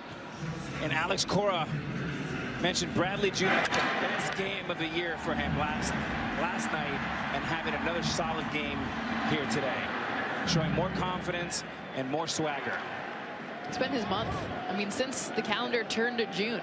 I mean, he was hitting under 200, 180 headed into the month of June. He's been on fire this entire month. And as you mentioned, just that swag, that comfort. Started with a couple home runs against Toronto at the beginning of the month. That's all you need, is just that one thing to click, the confidence, the swag, just that feel again. And he said he stopped pulling everything. You know, Justin, Alex Cora is a big fan of Bradley Jr. He said, I need you to get back to having more swagger and more confidence. Bradley Jr. said, it's hard to have confidence and swagger when you're hitting so poorly. So now he's got it all working. Here's Eduardo Nunez now. You guys wondered what the Cubs and Cardinals might be thinking watching this series, knowing they're coming here next year? Let's take a look at what it may appear to look like with Bryant, Rizzo, Goldie, and Yachty doing the Beatles Abbey Road cover walk. So Yachty's Lennon right there? Yeah. Paul Goldschmidt's Ringo? I'm trying to... John was second, I think. I know George was barefoot. Oh, there's another knock. This is getting interesting. And that's going to split the gap. And could score too. Bradley's being held, however. And that should be his last hitter. Britton should be coming in the game right now. On cue, Alex, here comes Aaron Boone, and yes, they're making the change. A 3-run rally by the Red Sox late have given them a puncher's chance in this ball game.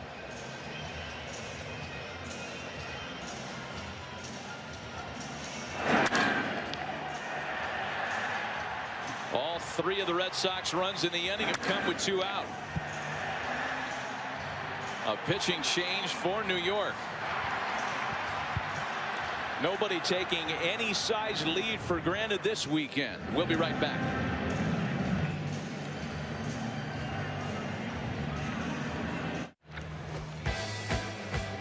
The London Eye and Westminster Abbey among the notable landmarks here in London, of course. Trafalgar Square, the home of the capital seat. Some of the sights to be seen in London. St. Paul's Cathedral. You can't write this, but in our quick 30-second tour of London, a guy named Britton is taking over on the mound. Left-hander Zach Britton will try to put an end to the troubling events that have seen Boston kind of claw their way back into this game. Sinker City, that's what you'll see. His numbers this year, 2.57, 26 Ks in the 35 innings, but his career ERA as a reliever, 1.88, is the most, or the best, I should say, amongst American League relievers. And he is dirty when he can get that 2-seam fastball, that sinker. Was not working, though, in last night's game. Sam Travis is the man who will face him. 3 runs in, 2 on with 2 away in a now 5-run ball game, last to the 8th.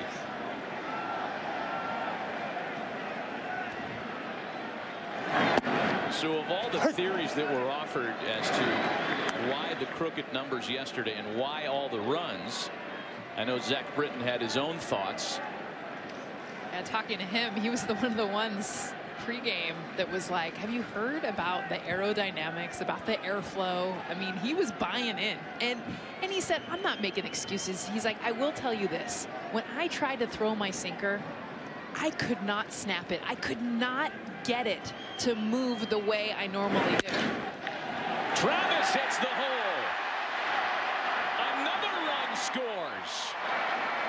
Hey, this is officially interesting now.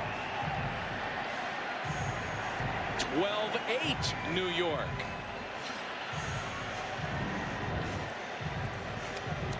Here's a sinker.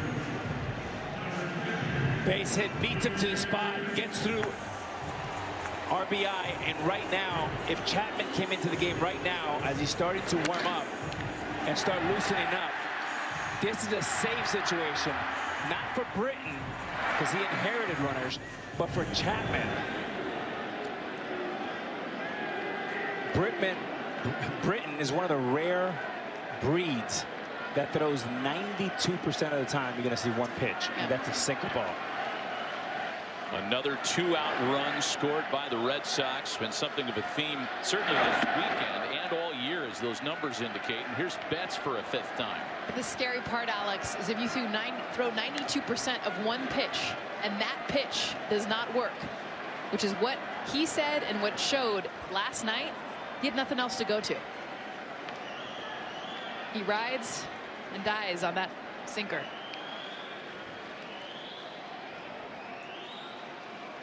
A 4-run 8th for the Red Sox. Betts the 9th batter to come to the plate. Matt, you mentioned earlier a little philosophy. Well, if a pitcher like Britton believes that there's an issue, he's right. And if he believes there's no issue, he's also right. So the mentality, you have to embrace it, attack it, and he's got one of the best sinkers in the game. Throw it. 2-0 to Mookie Betts. Gets a strike called as Aroldis Chapman is up and moving around in the Yankee bullpen. That's a perfect example of what we were talking about Mookie Betts, the difference between last year and this year. The Predator takes that 2-0 fastball and knocks the living you-know-what out of it. Instead, he's looking for results to happen. He's not making it happen. 3-1 now.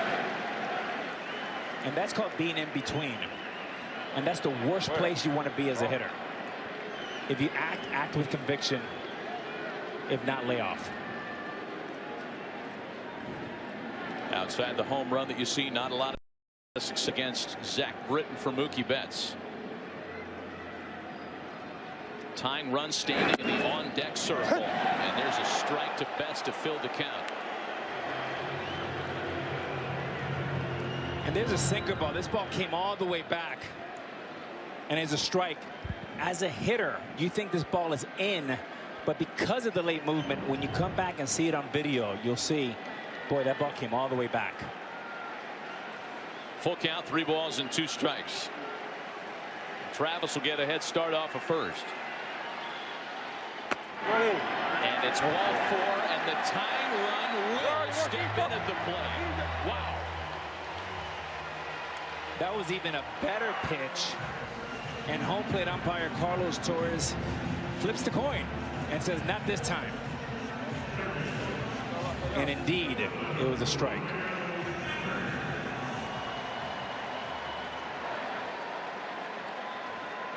It is the same pitch, he said.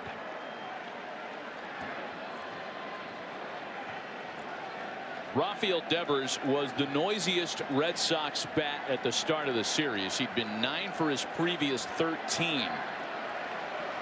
1 for 4 here tonight in this one.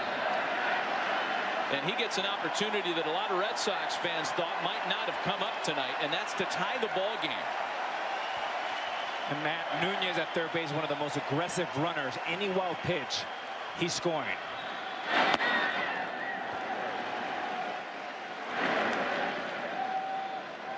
Hard to believe, but this series, the tying run has come to the plate in each game after an 8 or more run deficit. It's like we're playing this one at Coors Field in Denver.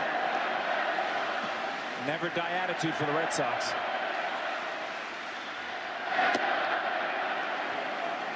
Two balls and no strikes. It almost looked like Sanchez and Britton got crossed up there. Well, I think it was a location. Usually it's a pitch that you think is going to be different, but Gary Sanchez wanted that pitch lower than it ended up. And this is where a veteran catcher walks out to the mound and says, hey, forget what Carlos Torres, the umpire, forget this, forget the aerodynamics, just throw me a fastball with conviction. 3-0.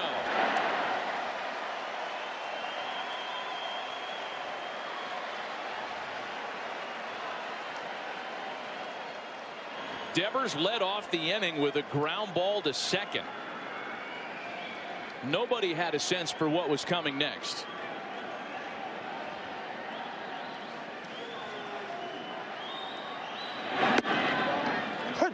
Three balls and a strike.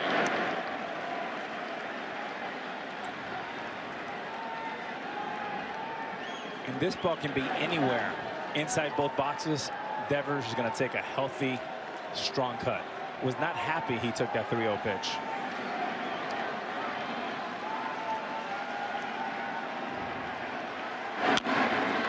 To a full count now, 3 balls and 2 strikes.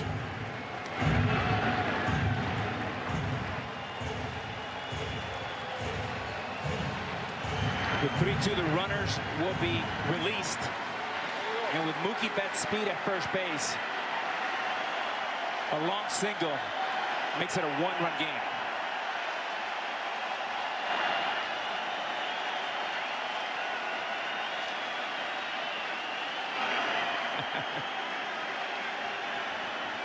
Crowd of almost 60,000 fans. Almost all of them are still here, making noise for one side or the other.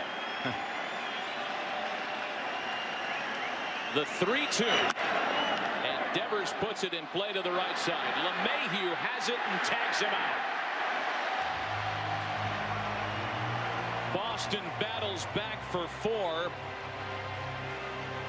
The Yankees hold the 4-run lead, and it certainly could have been a lot worse for the Pinstripes. Wow, has this one gotten interesting. To the 9th in a now 4-run game.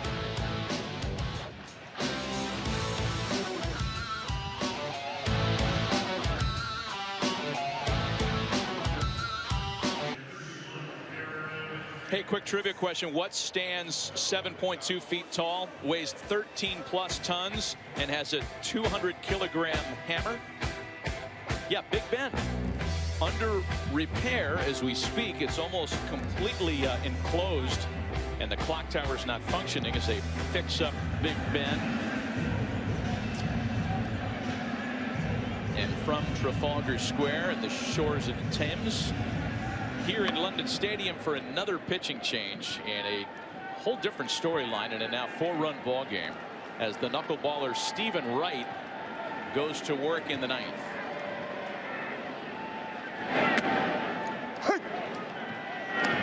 Hicks, Sanchez, and Encarnacion with the Yankees hanging on to a 12-8 lead through 8. Stephen Wright actually got the loss last night. Came in. Only his 2nd appearance of the season after coming off the restricted list. All knuckleball. Aroldis Chapman preparing for the bottom half of the 9th. He may have thought he was going to get the day off when it was 12-4. He was paying attention yesterday when it was, what, 17-6? Right. Red Sox came charging back. Yeah. You know, the Yankees collect power bullpen arms like people collect stamps. I mean, this is the best bullpen I've seen since 1996 for the Yankees. I mean, if you think about Ottavino, you think about Britton, Canely, Chapman, Green, and Betances hasn't pitched because he's been injured. I mean, it's just on, and they just need their starters to give you quality 6 innings, but not a quality 4 innings. One gone as Hicks pops out. Hey, Buster, I'm wondering about, you know, we talk about bullpens and the race for arms. Trading deadline's a hard date this year. What about each of these two teams being among those shopping for relievers? Well, there's no question that the Yankees are looking for pitching. You do wonder if they get frustrated in their search for the appropriate starting pitcher. Maybe they would focus on relief. We know that the Red Sox are going to have conversations about relievers. Interestingly, when you talk with executives with various teams, they believe that there's going to be an absolute flood of relievers made available in the 7 days before the trade deadline. And any team that's willing to take on some salary could probably pick up a couple of guys. Gary Sanchez bats now with 1 out and nobody aboard. You know, one of the trends in this kind of sabermetrics world we live in, a lot of times they'll trade you an asset, but you also got to take one of their liabilities. So what I mean by that is if a team does not like a contract, they will say, I'll give you the ace pitcher or the closer, but you have to take this poor bad contract. And then it becomes a numbers game.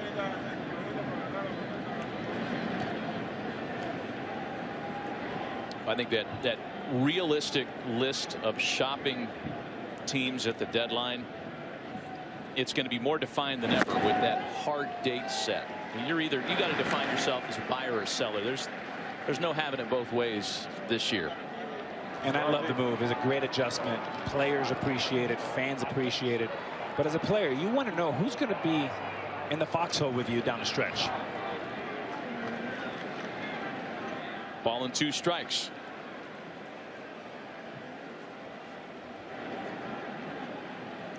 Sanchez had the 2-run single in the 7th that delivered the Yankees their first lead. They haven't given it back, but Boston has challenged. A one-time 12-4 advantage stands at 12-8 here with 1 out in the 9th.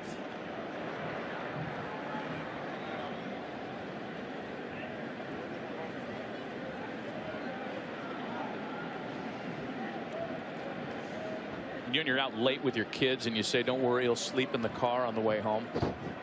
These guys are going to sleep on the plane on the way home. I mean, they've been on their feet for 48 straight hours on turf, long games, grinding at bats as Sanchez is retired. Working on almost 9 hours of game time between last night and then the short turnaround today. And just everything that they've done here in London. I mean, it's one thing, to have a big rivalry weekend. It's another thing to take the flight, the time change, all of that. And then there's also the requests, all the different things in and around this city, this town, your families, all of their families are here, kids, sightseeing. I mean, it's been an incredible but exhausting, I'm sure, 3.5 days for these two teams. Yeah, even for the fans. But I got to tell you, I mean, just when the schedule comes out, this is one that everybody circles. And friends, family, kids, nobody wants to miss this trip. And it's exhausting.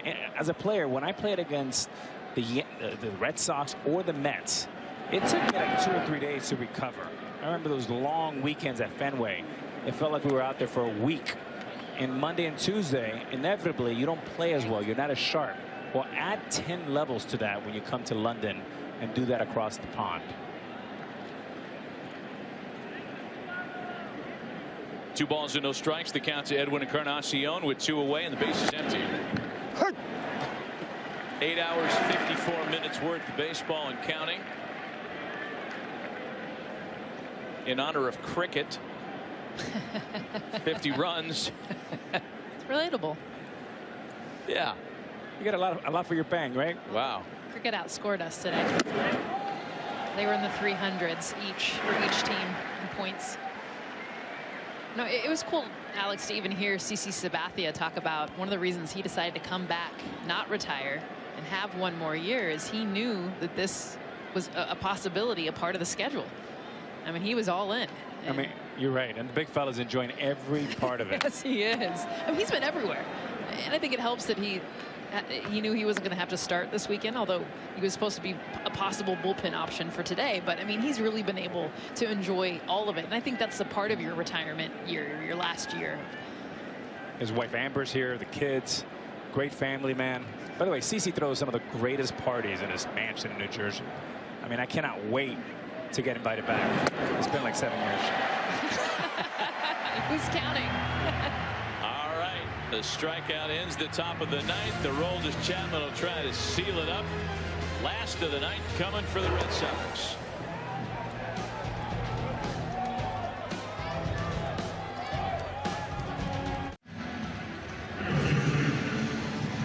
Yankees are 3 outs away from sweeping this quick international series with the rival world champion Red Sox. 12-8 the score as we head to the bottom half of the 9th. But Boston fans trying to rally up some late support. They did score 4 times in the 8th to make it interesting. Yes. They're not having any fun. A couple of changes for New York. Their closer, Aroldis Chapman, here in the last of the 9th. AL leading 23 saves this season. That puts him at 8 consecutive 20-plus save seasons. He'll hit 100 with that fastball. Not a big secret what he can throw and bring out of the bullpen. He will work to a new catcher as Austin Romine takes over for Gary Sanchez. And the Red Sox will have Marco Hernandez, JD Martinez, and Michael Chavis as their last licks in the ninth. This is always a challenge for a lot of closers who are feel and they're based on adrenaline. This is not a safe situation. So it'll be interesting to see how Chapman reacts to a non-safe situation. Into the right field corner for a potentially quick answer to your question. A leadoff first pitch double by Marco Hernandez. Welcome to London, Aroldis Chapman. That's kind of the way it's been going here. Yeah, man, and right on cue, and a fastball, and not a good one, and 95. Hard to believe you say that, right? But it's not the one in 99 or 100. It's 95 is down and is smoked. And again, you don't want to create the adrenaline. You have to come in with the mentality with the adrenaline.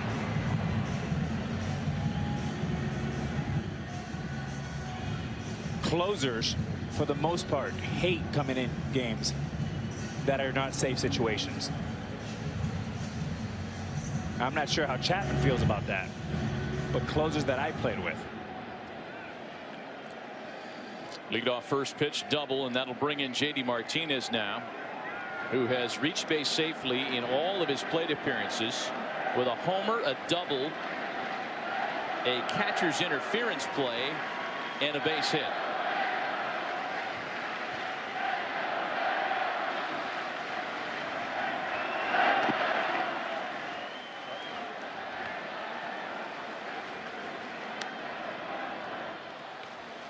The Red Sox trying to avoid what would be a 6th loss in 7 games to the rival Yankees this year.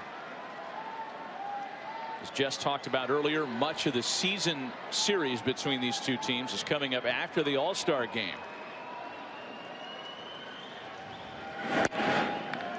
Two balls and no strikes.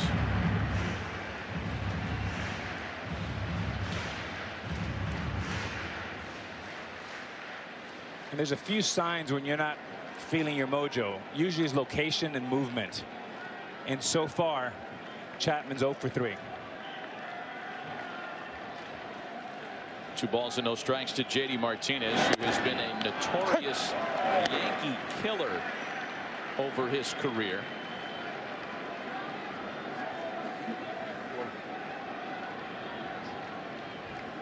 And a great pitch there, 2-0. With a backdoor slider at 83 miles an hour.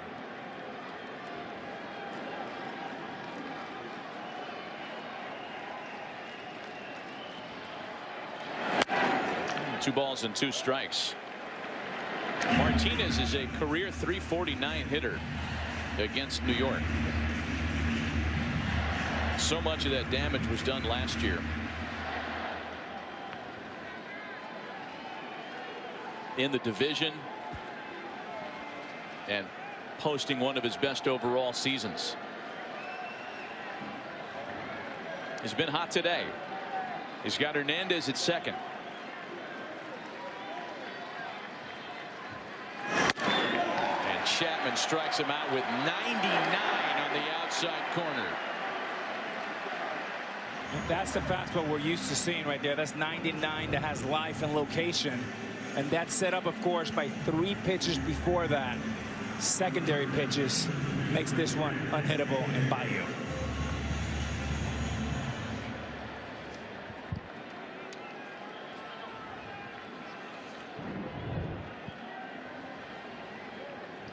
One out for Michael Chavis, who followed up his 2-3 home run game yesterday with an 0 for 4 so far this afternoon.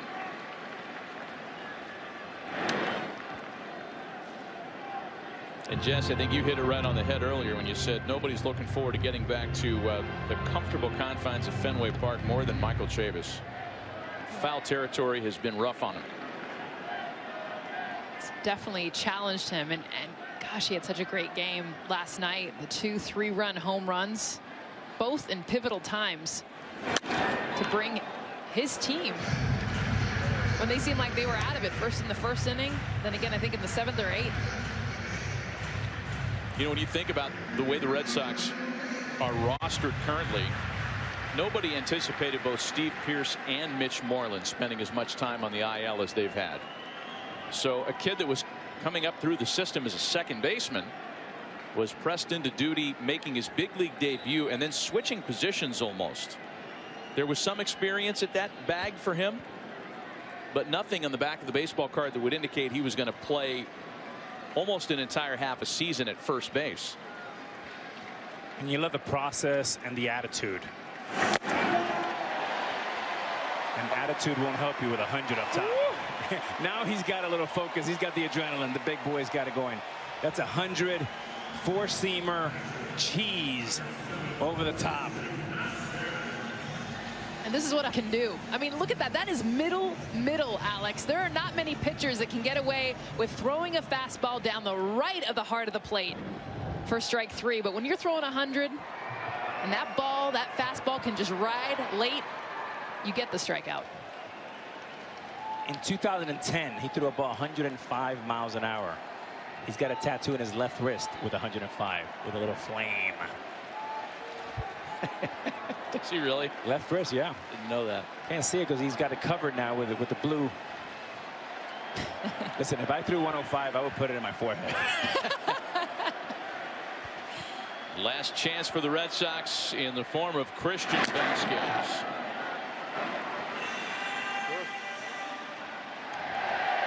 First pitch was 96. Got smoked for a double.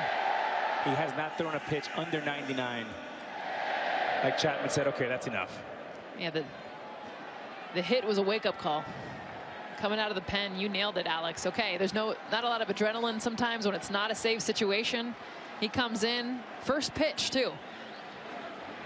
It gets hit, and then he locks in.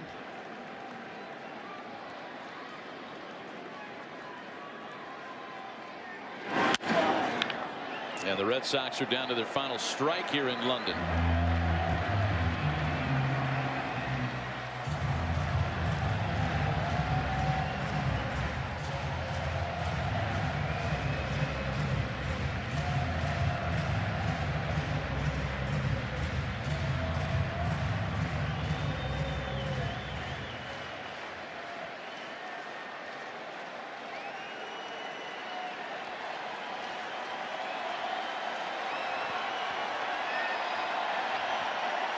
Nothing and 2 the count to Christian Vasquez.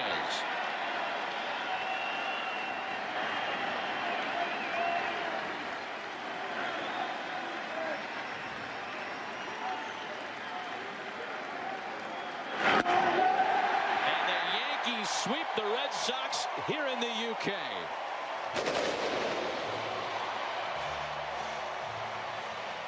Starting to sound like the Bronx here at London Stadium.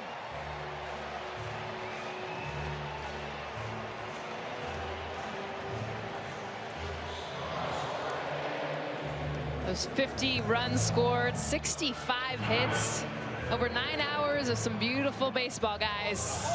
Here, over the pond in London, in Europe. It's been a pretty magical series, and I'll tell you what, the Yankees have definitely enjoyed it. Well, 9 hours, they got 3 games for 2 prices. Coming up next is Sports Center tonight on ESPN. The Braves and Mets at 7 Eastern. Baseball tonight kicks it off at 6 Eastern.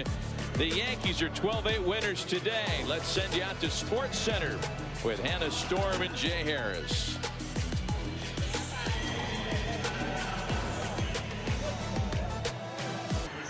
So Didi Gregorius is a native of Europe. How cool was this experience? For me, it was amazing. You know, to see a bunch of friends and family was sitting over right here. So it was actually pretty great to see them and play here and play meaningful games here in Europe, close to home. Meaningful games against the Red Sox. You guys combined for about 9 hours of baseball, 50 runs, 65 hits. What was that like? I mean, that first game it didn't go the way we expected it to be that long. But hey, when we scored that many runs on both sides, you know, it goes like that. But you know, we came out fighting. Both teams came out and fight. You know, we scored, they scored, so it was a pretty good games, couple games. What happens with you guys when you fall behind this year? Because you're down by a couple runs, 7th inning, you put up a 9 spot. I mean, it's the thing for us. We never give up. That's one thing we always have. That's the mentality we always have here in the clubhouse. So we got to fight to the last out, and that's what we always do. Okay, you guys came into this game with a streak of home runs in 30 straight games. You come up in the 8th inning, extend the streak. How much are you aware of this at this point? I mean, they put it on the scoreboard when Hicks was hitting, but we're not going out there to try to hit home runs. We try to get on base for the next guy, and if we hit home runs, we hit home runs, but we're not just going out there and say, oh, we have to break the record today. No, we just go out there and play the game. But are you guys having fun with it a little bit? Yeah, a little bit. We're having fun with it.